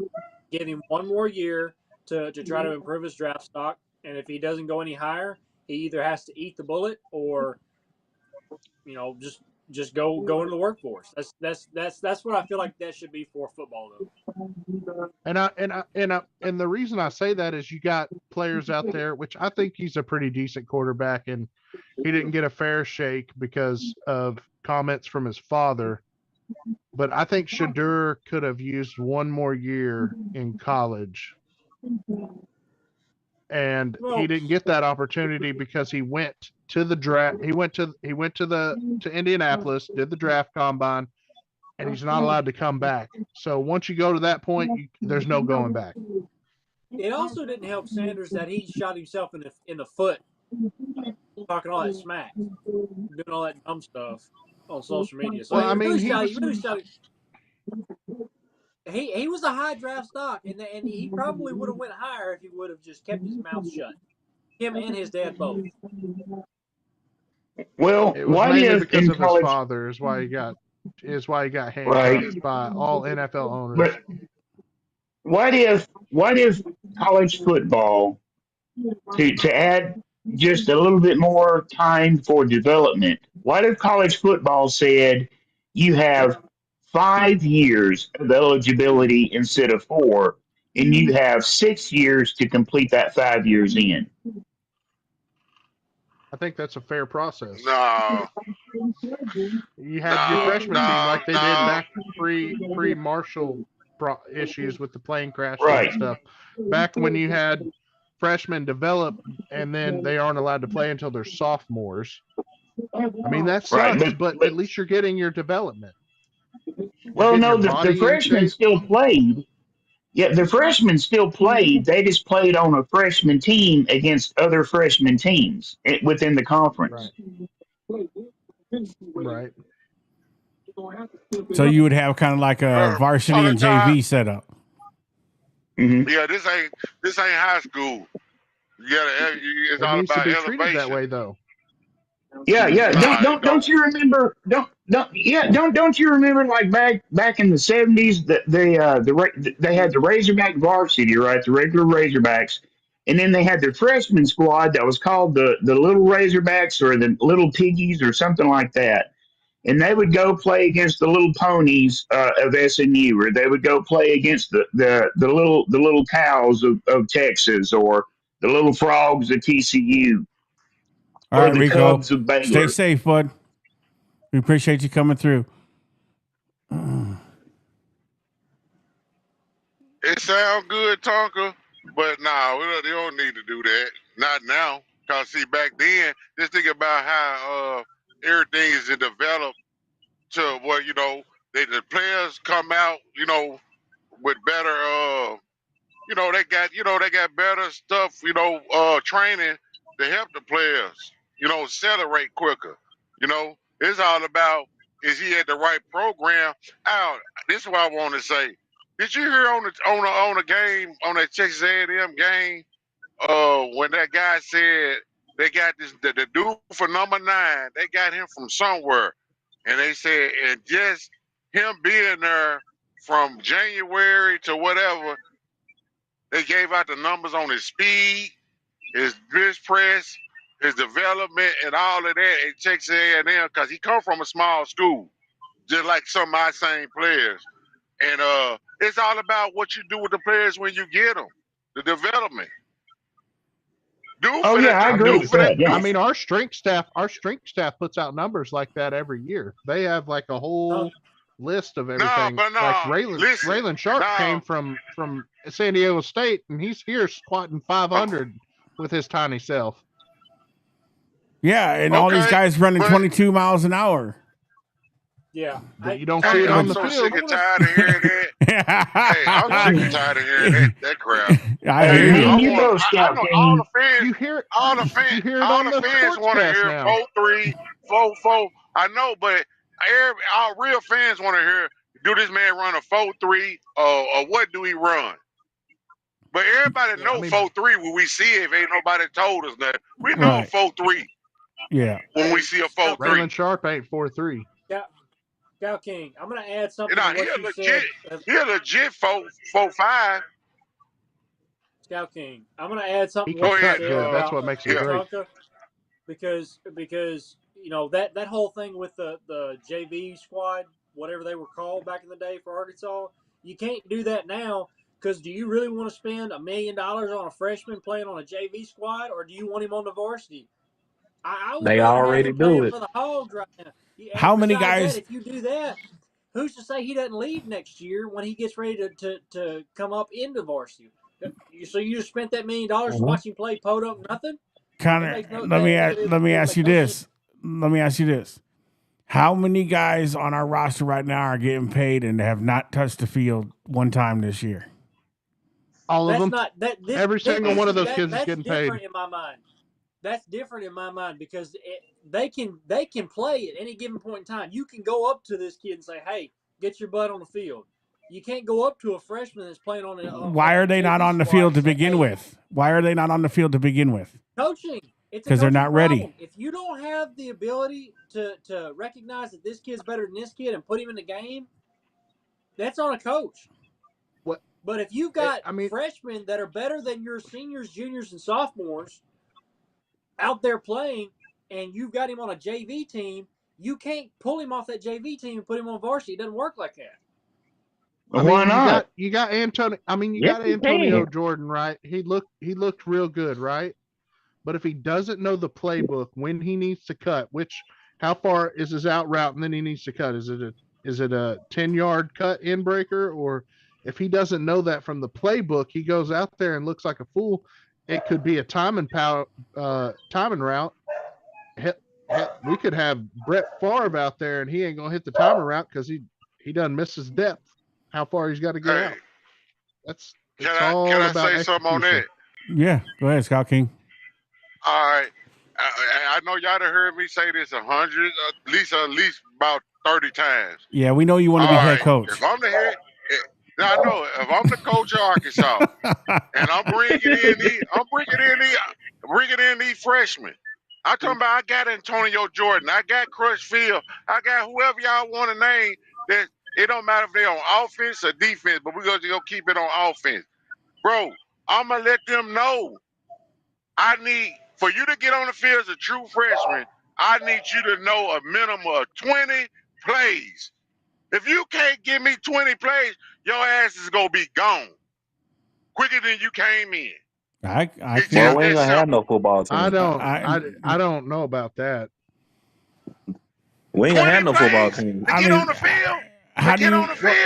Most of those freshmen are on the scouting team. You said that you said they wouldn't be here if they couldn't figure out 20 plays. You're going to kick them off the team because they don't know 20 plays as a freshman? Come on. I'm gonna let them know. Listen, bro, this football. These guys been playing football since Pop Warner, and the plays that we giving them that we need to get you on the field. We gonna make this as easy as possible. Like YT said, why you can't make no in cut on 10 yards? What? It's all laid out there in the field in front of you.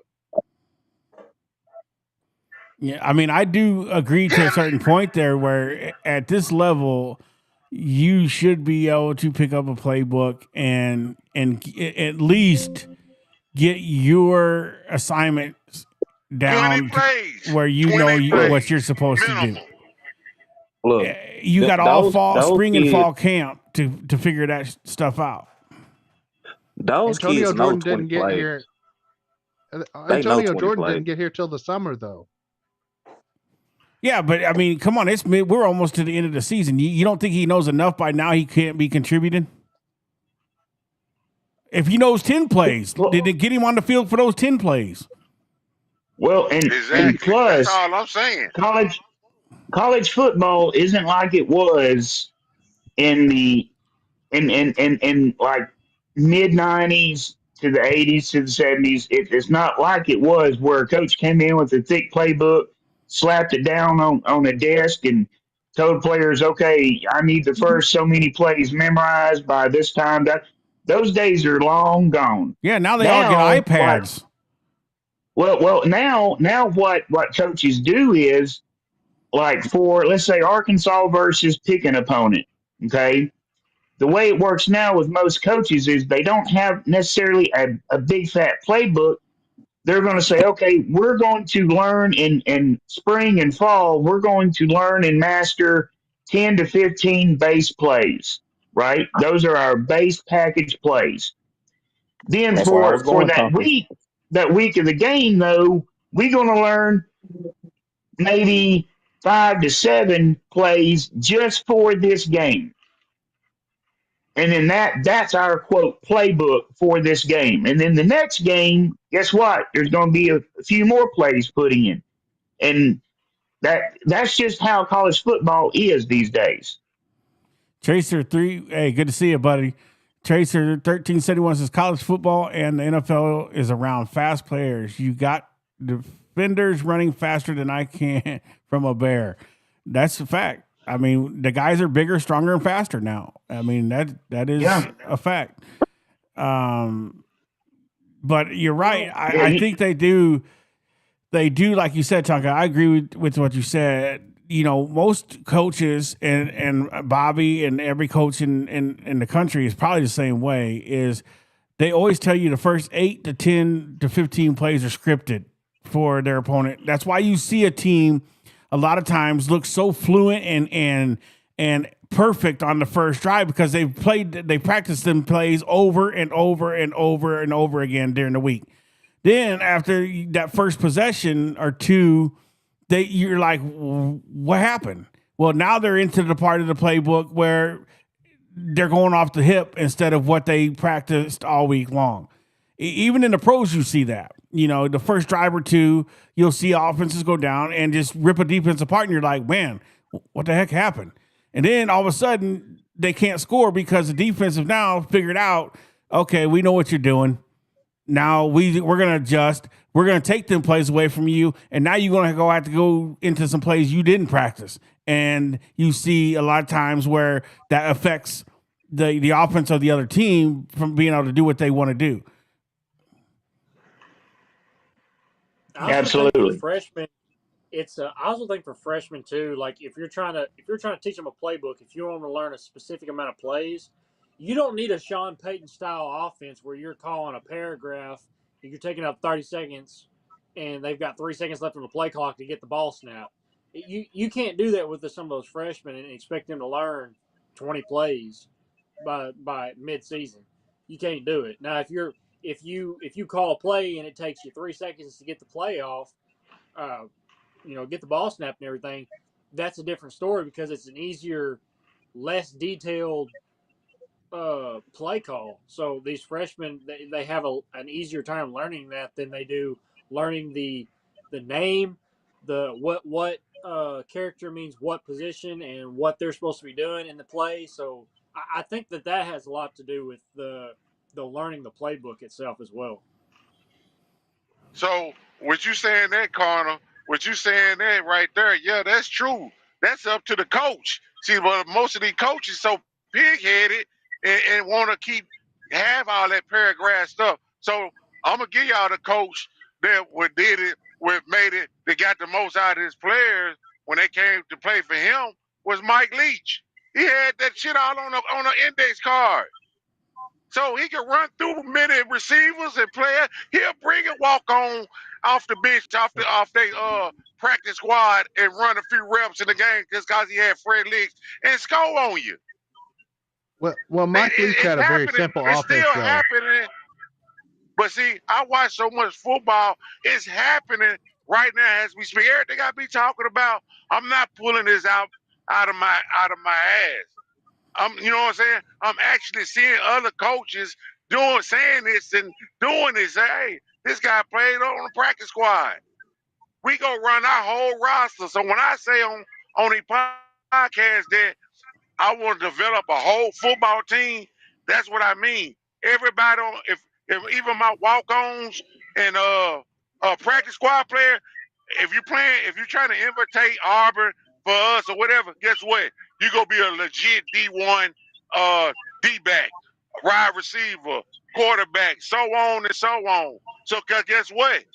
I can't take everybody on the road with me, but guess what? At our home games, all bets is off. We're going to put your ass out there. Well, here's the thing. Here's the thing with where Sam Pittman failed, and this is because of the NIL, right? Because that second portal window. And Trey Biddy pointed it out. He said, we'd go out there for practice and we'd just be seeing just random players and random positions and stuff just so they could be out there and get some burn. That's why nobody knew what a depth chart was, where everybody was. And just so he could keep the players, because that's what he was afraid of, is losing his players to the transfer portal, because he didn't think that they would stay if they knew that they weren't going to play. And that's where Sam Pittman messed up. That's coaching, man. Yeah. That's coaching. Well, I mean, he was coaching. I mean, he was coaching it, but most of them knew. Most of them knew, that they weren't going to play. Like, but that's why it was so weird. That's why they had like the 3 deeps on starting on fastball, and it just became a cluster. That's what he was so worried about, and he couldn't coach. He Worrying couldn't about coach good players leaving because of that. Worrying about players leaving is the wrong mindset, the wrong attitude. Player gonna leave, he's gonna leave. You can't do nothing to change that. So instead of worrying about that kid leaving, worry about the other 30 kids that you've got that are gonna stay. Get them guys some burn and put them in their positions that they are, that they were recruited to play, and move on. Go get a kid out of the portal to fill out the guy that left. Because like I said, if a kid's gonna leave, he's gonna leave. There ain't nothing you can do to change it unless you throw him a big old I bag mean, of money. And we don't want to do I that mean, to but some of then them other kids that can't play. but then you run into the problem that they had this year. There wasn't a whole bunch of just A1 talent and defensive linemen from the portal, and you seen we only got one, and he played in one game this year, just one. But that's their problem because they went super heavy on offense, and they Well, should they have also went super heavy before on they. defensive end. Yeah, but they should have balanced it out accordingly. Said, hey, look, we need this, and this first. And then after we do that, we're going to flip to the other side of the ball and get this. I this, blame and then we'll even it communication out. between the coaches for that lack There was of a bunch that problem with those right coaches. With the coaches, and Sam Pittman couldn't control it at this point. You could tell in every press conference he was defeated. There was division in the locker room with the coaching staff. Absolutely. On offense and defense. I think T. Will is a super terrible coach of what we saw out here? No. Do I think that he got Team Ramrod with no Vaseline in the offseason? Yeah. He didn't get his players that he needed for defense. Because that defense did not look that bad last year. I think we were 55th in defense last year. We've gone 50 worse places in defense statistics. Yeah. Went from 55 to 113. We have some dogs. I see where they spent their money. They spent their money on their cornerbacks, but our cornerbacks can't shine because our defensive line is so bad. Those guys are being asked to cover people for 4 to 5 seconds, and you just can't do that as a DB. And again, that falls right back on Pittman because instead of keeping Deke Adams and forcing T. Will to work with Deke Adams, he should have let T. Will go and hire his guy on the defensive side of the ball. Here's the thing about Deke Adams, though. Deke Adams came out to a guy on speculation, by the way, and said, I couldn't really do anything. I just coach the players that they give me. I got a question. I mean, I got a question for you guys. Do you think it's time at this point in the season to give Taylor a break and put KJ in just to see what he can do? Yes. Hog wild. For a series or two? No, for a game starting. Oh, for a full game? Yep. No. Okay. Yes. He's going to start in Missouri anyway. He started in Missouri. He's going to start a Missouri game. I already told y'all that. He's going to start in Missouri game. Hold on, Scout King. I'll get to you. Connor, is it time to get KJ some burn? Just to, not saying Taylor did anything wrong, just saying that let him audition either for the next coach or for the next team he's going to be going to. Keeping him on the bench, you had several opportunities early in the year to let him show you what he can do. I get that they said, he's our quarterback next year. I get they said that and everything, but he didn't show you nothing because he's only played 9 snaps this season. He only played a handful of snaps last season. If you put him on the field and let him get some burn for a whole game, and I absolutely think that you need to do that, you not only does he get burn and experience, but even if he doesn't get to stay, if he gets kicked out because the new coach doesn't want him or he decides that he's going to leave on his own accord, he gives himself a better opportunity of playing somewhere else. Right now, he has no film. Nobody of the D1 caliber of the SEC is going to look at him as like, yeah, you know what, other than maybe Lane Kiffin, is going to look at him and say, yeah, you know what, I can use that kid. Exactly. I can put him on a field and he'll ball out for me. They can't say it because they don't have the film on him. Right. But not only that, whatever coach comes in doesn't have film on him. So they're going to put him on the bench, and they're going to have a QB battle, and they're going to see between him and whoever else. And as a junior, he's going to look around and say, you know what?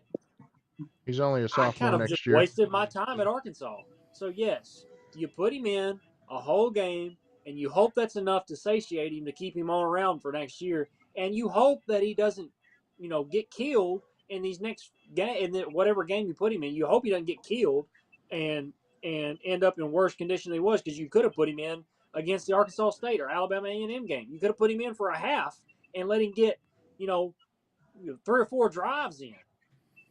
Right. I think he did play in the A-State and Alabama State game. He should have played in both. He should have played in the blowout game against Notre Dame. He should have played at Tennessee at the end. He should have played at A&M at the end, because at those points, Taylor Green was struggling, and you've seen him getting outside of his head, and he couldn't handle the pressure. So you got to put him in to try to save face and say, look, we tried to win the game, because at the end of the game, and especially last week when Taylor Green throws 4 interceptions in the fourth quarter, or 3 interceptions in the fourth quarter, I'm just sitting there telling you, you should have pulled that man out the moment he threw that second interception, because you still had a chance to win at that point. Bingo. But you blew it because Taylor Green was struggling. Yeah, I agree. Ken Ray. Well, he should definitely. I agree with everything Connor says. I don't have to say anything. Everything Connor said. All right, Scout King. Yeah, he should, man. Like I say, man, Arkansas. That's why I say, bro, we in so much of a twilight zone in the state of Arkansas at football, bro. It's ridiculous. You know what I'm saying? Cause before the NIL, we would have did the same goddamn thing. So it ain't about NIL or what we pay the players. It's all about our coach. Is so pig-headed that he won't make the move. You see, you see what Hugh Freeze did. You do a pick 6, we going to the next guy. You go make us lose the game. So we coming out of half with the new guy. If he screw it up, guess what? I guess we're going to go to our third, or we gonna come back to you. That's my only options. But we won't even take our second option. Well, I mean, at that point, and until 9 minutes in the fourth quarter is when Taylor Green started screwing up. Other than that, he was dropping dimes down the field. Yeah, right now. I he tried to put the whole state on it. He tried to put the whole state on his back and tried to win the game for us, and it just didn't happen that way. And I'm not talking. Well, and I didn't mean to put him in. Player.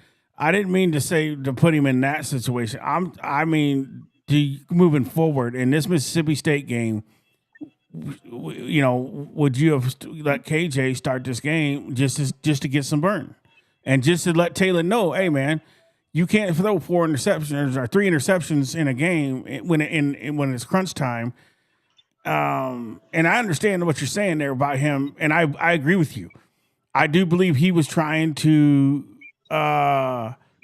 do too much because he had the pressure of the state on his back. I'm not saying the young man doesn't want to win games, because I know he does, but sometimes he reaches too far outside of his abilities to try to force something to happen. And I think if at that point, like Connor, to Connor's point, is you take him off the field and you let KJ get out there, get some burn, and you settle him down and you let him know, hey man, I know you trying to be Superman, but you got to understand you human. Calm down, focus up, and let's go get this win. But the problem is I can't tell you how many games this year of other teams' coaches where they pulled their starter and put their backup in and, let the backup take over because the starter wasn't doing the job. It's just like Arkansas is. Somebody told the Arkansas coaches, they told them that, hey, we pay this guy. Don't take him off the field. I don't care what he does. He stays on the field unless his legs twisted backwards and sideways. Other than that, he stays on the field. I just don't understand. There's honestly only 2 games that you could have switched him out in, and that's the Notre Dame game and the Auburn game. Yeah, but because in the other games we were down by 3. Yeah, no, but you're getting you're right. Yeah. You're right, and that's not my question. My question is going forward. Now that the season is we're 2-6. This season is over. So I think they should do what they did with KJ and Felipe and let KJ Jackson play against Missouri his final game. There's nothing saying that I'll say this. You can't. There's nothing saying that you can't bench Talon and then put him back in later. No. I completely agree with that. I think you should say if he's throwing a pick, I think you should sit him for at least 2 series and then let him go back out. Let him think about it. Let him get back in his right mindset. Yeah, that's all we're saying is you have to make there be consequence for the actions on the field. Is what we're saying. Sarge, I mean, it's not. I will say this: Lane Kiffin will not bench his quarterback because we've seen that with 2 other quarterbacks. Matt Corral threw 6 interceptions against us in 2020, and then Jackson Dart threw 5 interceptions against us in 2021. And did we win them games? We won the 2021, and then we lost the 2021 game. I think we lost. We won the 2020. We lost the 21. No, from this point on, you absolutely have to start KJ, and this is why I say that. Yes, it's great for KJ to get some burn, to get some game time experience moving forward. If he's going to be here next year, great. If he's not, okay. But also, our starting quarterback is hurt, guys. Our starting quarterback has been hurt since like Notre Dame. Yeah, this time it's his knee. Yeah, and before that, it's been his shoulder, and it's that same knee from last year. Yes, it's that same knee from last year. Same knee. Yeah, and you need to give him time. You need to give him time for that knee to heal, okay? Because playing him now, all you're doing is hurting his future if he has one in the NFL. That's all you're doing. With him being hurt and everything, your chance to sub him out and put KJ in for a full game, give him some rest, is over. Nisha, you should have put him in that Auburn game. Nisha, stop trolling Nisha. Ain't nobody miss Hudson Clark. I miss Hudson Clark. If you put KJ in that Auburn game and you somehow win that Auburn game with KJ in, then you've got 2 pluses out of one situation. You've got a healthy Taylor Green coming back against Mississippi State because that extra week helps him. And then you get a win, and that produces you a better chance of getting to a bowl game. Now you've got to win every game to make it to a bowl, and you can't do that. There's no way. You got to beat Mississippi State, LSU, Texas, and Missouri. And you telling me that you're going to win out the rest of the season with a hurt Taylor Green? Not happening. No, and to Tunka's point about his future, I do think he has a future in the NFL.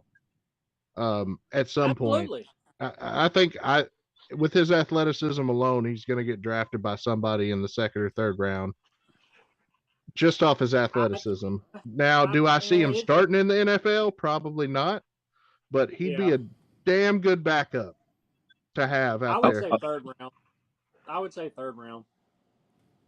So my question is, want me to tell you who he is in the NFL and the development? Hold on, Scout King. My question is, what does Taylor Green have left to prove at this point? Thank you. I mean, dude's a dog when he's on. I mean, he doesn't have anything else left to prove to me. He's top 5 in QBR. He's top 5 in QBR.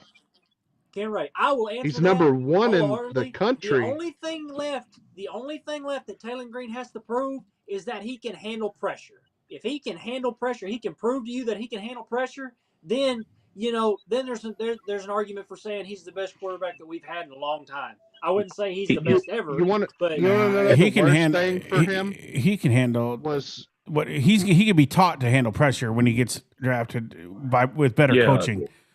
the worst. But right now, the this worst season, thing for he's not Taylor gonna learn. Green was the 2 or 3 years at Boise State. That's what killed Yes. Taylor Green. 3 different offensive coordinators. Ain't nobody develop him. He didn't start getting developed until last year as to be a quarterback. That man was at Boise State doing what he could on athleticism alone. Yeah, and at Boise State, his athleticism, a lot of times he was one of the better athletes on the field, so he could do more. Which you can't do that in the SEC because he's not the best athlete on the field most of the time. Well, I will say this: there's more athletes with abilities like his in the SEC than there is where he was 100%. At Boise State. And I think that's a good quarterback. I think he is. I think he's a great quarterback. He needs more time to develop. Sorry, Scout King. Well, and you know, real quick, Scout King. Also, he could.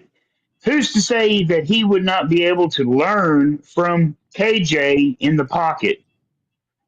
If KJ is able to step up in the pocket and not bail back deeper, putting pressure on his tackles, because that's what you do when you do that. You put pressure on your tackles.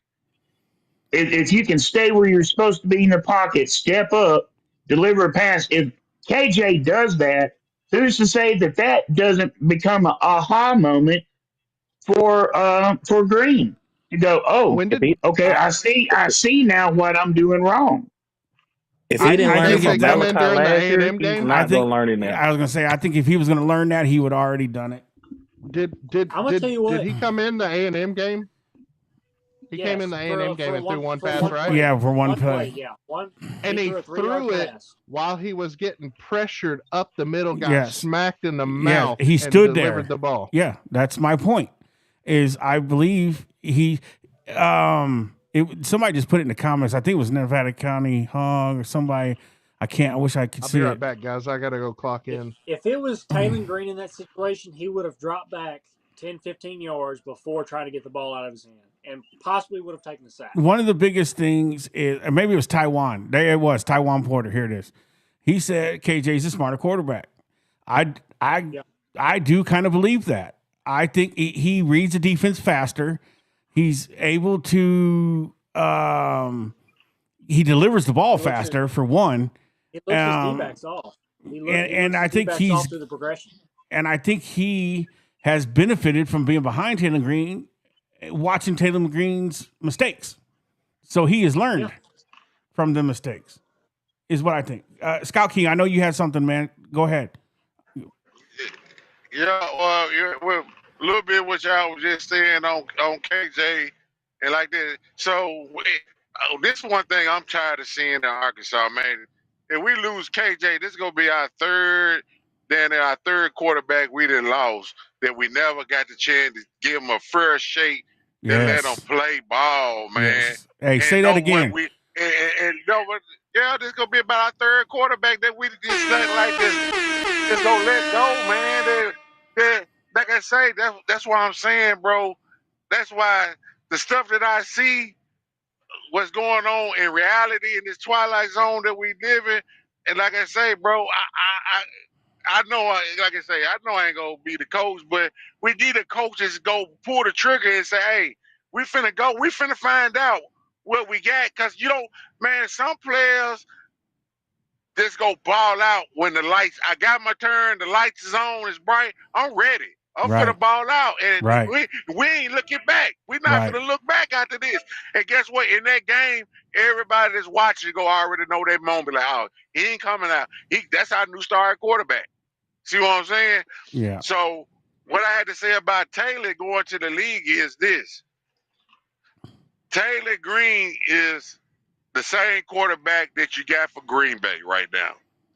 Yeah, Love. He is Jordan Love. Listen, hold up. Let me speak. Jordan Love didn't hit the field for about 4 years, right? It took him about 4 years to be a starter by Aaron Rodgers. Mm-hmm. So that's who Taylor Green is. He come out of Utah State. Same thing equivalent to Boise State. See what I'm saying? But only thing about Taylor Green, he got the chance to get 2 years of the SEC. But that's the same exact player as Taylor Green. Is what you call. You're gonna have to draft him and put him behind somebody that's a legit quarterback and let him learn for about 2 or 3 years, and then you can cut him loose and see What what player you did he got. say? But I'm sorry. Yeah. love for Taylor Green is Bay. going to wind up. Taylor's going to wind up going to the Jets or the Saints. Oh God, I hope not. Well, his career gonna be over quicker than it started. Yeah. Yeah, it is. They're the only two teams that really needs a quarterback, and if they do any He kind needs of to go sit behind Patrick Mahomes, Exactly. that's what he needs to do. But he'll wind up getting drafted, and I'm almost positive that he'll probably wind up going to either the Jets or the Saints. He needs to go sit behind Patrick Mahomes. Yeah, He might sit behind Lamar. Who knows? Taylor Lamar Green's getting not injured a going to get lot. drafted. Lamar, the kid at Buffalo. Right. Yeah. Well, Yeah. I see. The only reason why I'm saying this is because look at they'll go off of his stats and what they think they can do with Taylor. Because he's leading the SEC in a lot of these categories. I don't know off the top of my head, so I'm not going to spit out any facts. He's number but I know one he's in leading. all statistics. So there Like you go. He's all number one in all offense. statistics. He looks good up until late in the game. All they've got to do is figure out how to keep him from throwing games at the end of them in third and fourth quarter, and they'll be fine.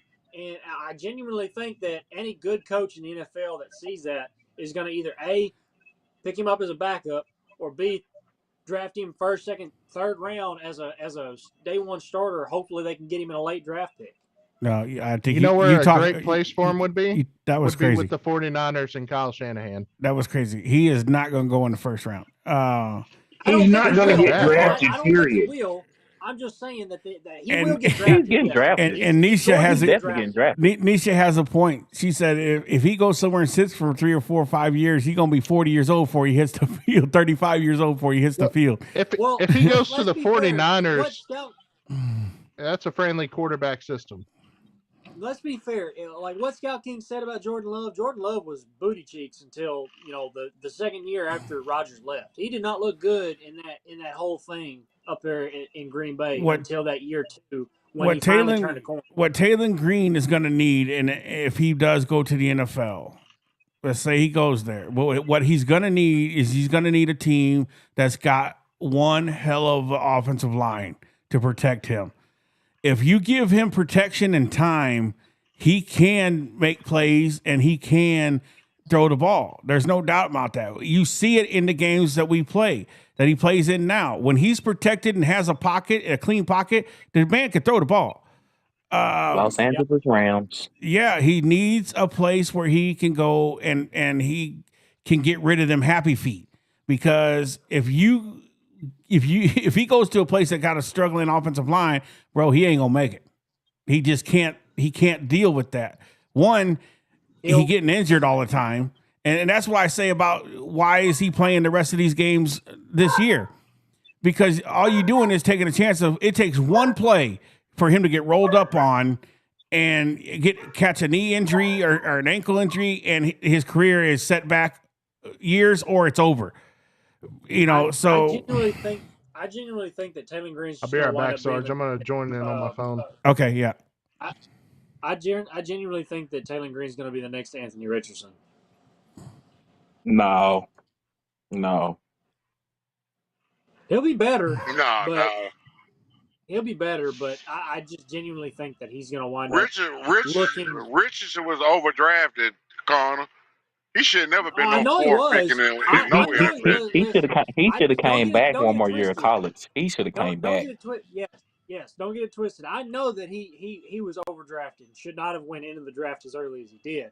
What I'm saying is that I think that he's going to have to go to a very specific program in the NFL if he's going to succeed. And I don't think he goes to any of those programs. I think that he winds up going, or franchises. I think that he winds up going to a program that's going to start him week 1, and they're just going to roll with it until he falls. The wheels fall off that wagon, and I don't think it. I think it falls off fairly quickly.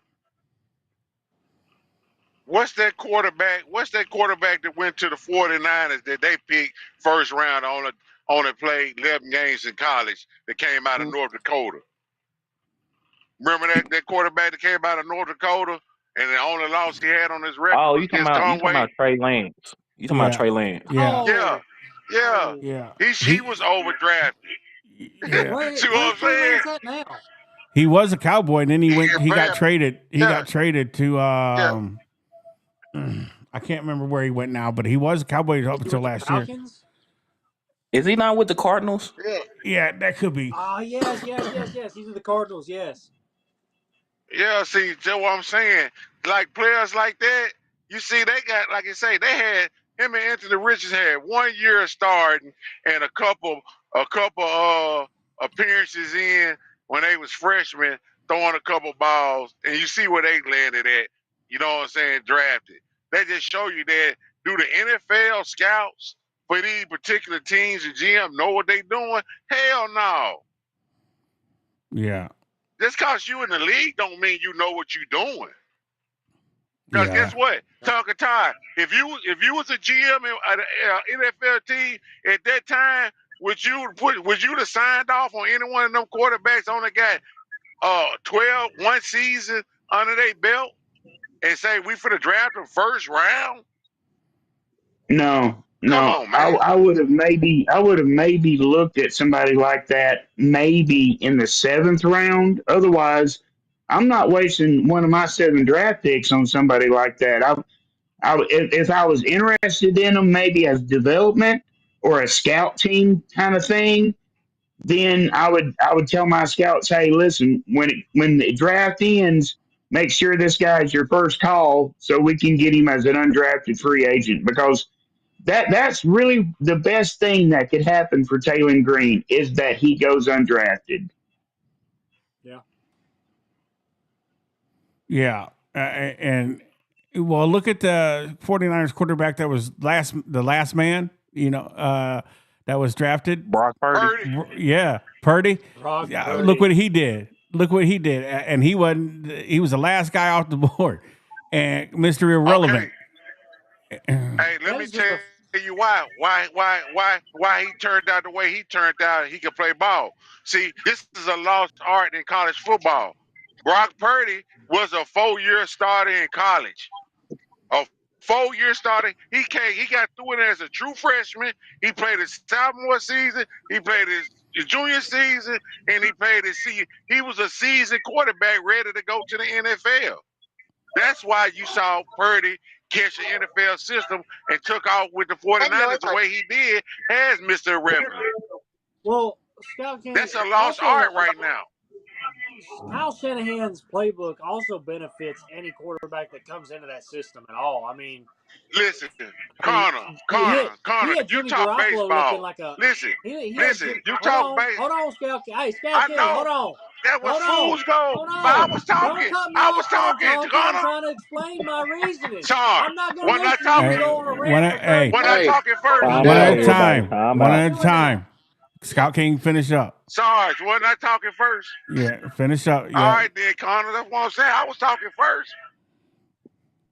All I'm saying is this, man. When you get a quarterback, it's best. The more games he got under his belt at college, he projects better to going to the NFL level more times than not. Yeah, that's all I'm saying, Connor. Yeah, experience on any level. A whole lot better. Experience on any level is going to help you get to the next level. I mean, that's the whole point. I get that, but he's using the argument that I'm not disagreeing. Let's get this clear. But you're using the 49ers and Kyle Shanahan's scheme and his playbook as your example. If you're going to use an example, use a different one. Use a different playbook. Nah, use a different coach. He just happened to be on the San Francisco 49ers. He's not on no other team but that. You're using Scout King. You're using a poor example because Scout King. Listen, Kyle Shanahan has had arguably some of the most mid-tier quarterbacks in his scheme and playbook with Jimmy Garoppolo and Brock Purdy and made them look like world beaters. And then when they go to other programs, not saying Brock Purdy's went yet, but Jimmy Garoppolo's went to other programs. He went to Rangers and looked like crap. He went to where? Rangers are He baseball made team. Mac Jones look good. He went Raiders. Raiders. You said Rangers though. No, I said Raiders. But that He made but Mac listen, You Jones said look good. Rangers. I said Reason Raiders. You said what I said. You Hey. said. Listen, if y'all can remember back about Garoppolo, guess whose system he came out of? He came out of the Bill Belichick system and Josh Daniels. That what made they paraded him, man, like he was gonna be the next Tom Brady. See what I'm saying? And everybody knew he wasn't who he supposed to be. Everybody But knew he that. still They looked just, good. man, Just to set the record straight, Scout King, they did that pretty much to every quarterback that sat behind Tom Brady. Yeah. Because they did that with Ryan Mallett too. I know, but I'm And just Brian saying. Hoyer. Well, all I'm saying is on the quarterback mirror is it don't matter what team he go on, we ain't got no control of that. So Brock Purdy fell up under Mike Shanahan or whatever. But what if he with another system? All I'm saying is this is what I said about development on a quarterback. The more times than not that you go hit on a quarterback, if he got a minimum of 3 years of playing to 4 years of playing, he got a real good shot to go anywhere, pick up any playbook upon any scheme. All right, Tonka. I'm not disagreeing. I'm Hold just on. saying you made a poor choice. Hold on. On the coaching team or whatever. Nisha's concerned about Tonka. She said Tonka's been quiet. Is he still breathing? So I'm still here, Nisha. all right. So to round out the show, Tonka, we're gonna leave it to you. What is your final thoughts on that? Well, my final thoughts is Taylor Green probably is not going to get drafted. If he does, it'll be in the 7th round. He'll have to sit for at least 3 years, and he's going to have constant coaching. The quarterback's coach is going to have to stand on his head to get the bad habits out. And there's no guarantee that even then the bad habits will leave, right? When the pressure gets turned up. Because if it's one thing, there are a few things you can't coach, right? You can't coach accuracy, okay? Either they have it or they don't. You can't coach size, you can't coach speed, right? With Taylor Green, quarterbacks and everybody else is going to prove to you who they are as a player when the pressure gets turned up, when the lights get bright.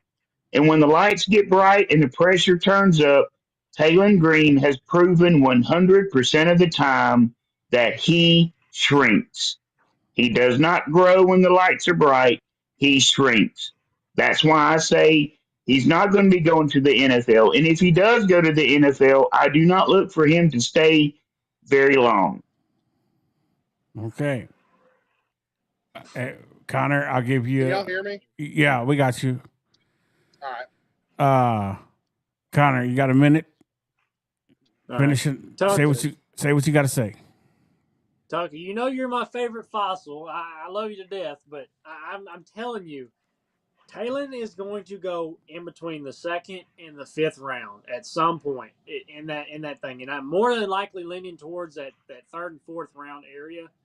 He's a good quarterback. You've also got to look at not just him specifically, but the quarterback group that's going to go into the draft this year. He is reasonably better than the majority of those quarterbacks. Not saying he's not. He's more accurate or whatever, but he is fundamentally a better quarterback and athletically a better quarterback than most of those other quarterbacks in that group. So yes, he will get drafted this year. Don't know where he's going to be at, but I'm thinking he's sitting in that 3 to 4 range. He will sit behind a starter unless he gets drafted to, like I said, a Jet or a Saints team that is in desperate need of a good quarterback. And even then, I still think he sits for maybe a year, maybe gets some playing time, starting time, 1st and 2nd year or whatever.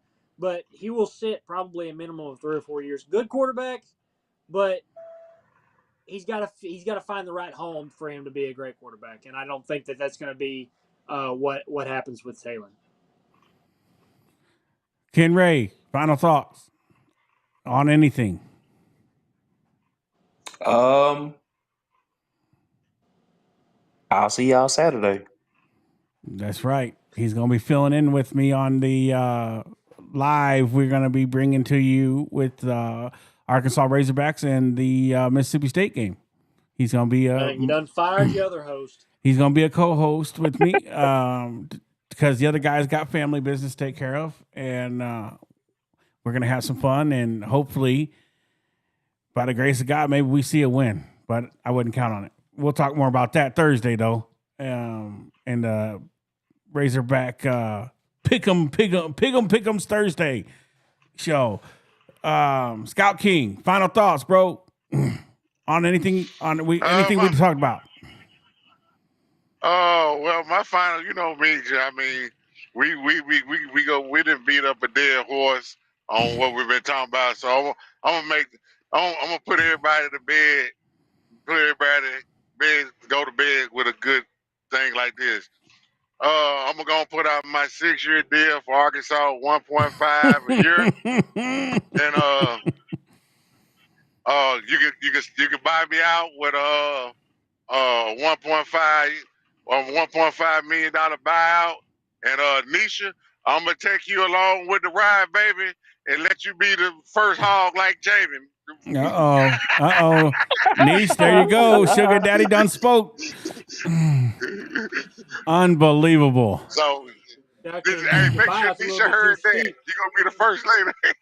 Hey, this is not hogsonly.com. Scout King out here throwing out game, trying to get with Nisha. You guys, your buyout's a little bit too steep for me, man. The best I could offer you was a $50 gift card at Target. I think I could come up with that 3 moon pies and an RC cola. I'll get him that Love's gift card. Hog Wild. Y'all laughing. Well, that's what we're gonna be result to me. Hey, Nisha, she laughed. She's ready to go now. Nisha's ready to be like, hey, say less. Scout King, you ain't nothing but a thrift store version of. Hey, look, Scout King. Nisha said if the price is right.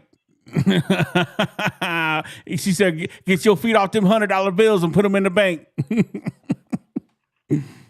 Hog Wild, your final thoughts. My final thoughts, like y'all are talking about Taylor getting drafted. Yeah, I think he will get drafted, but it's going to be a mid-round draft pick.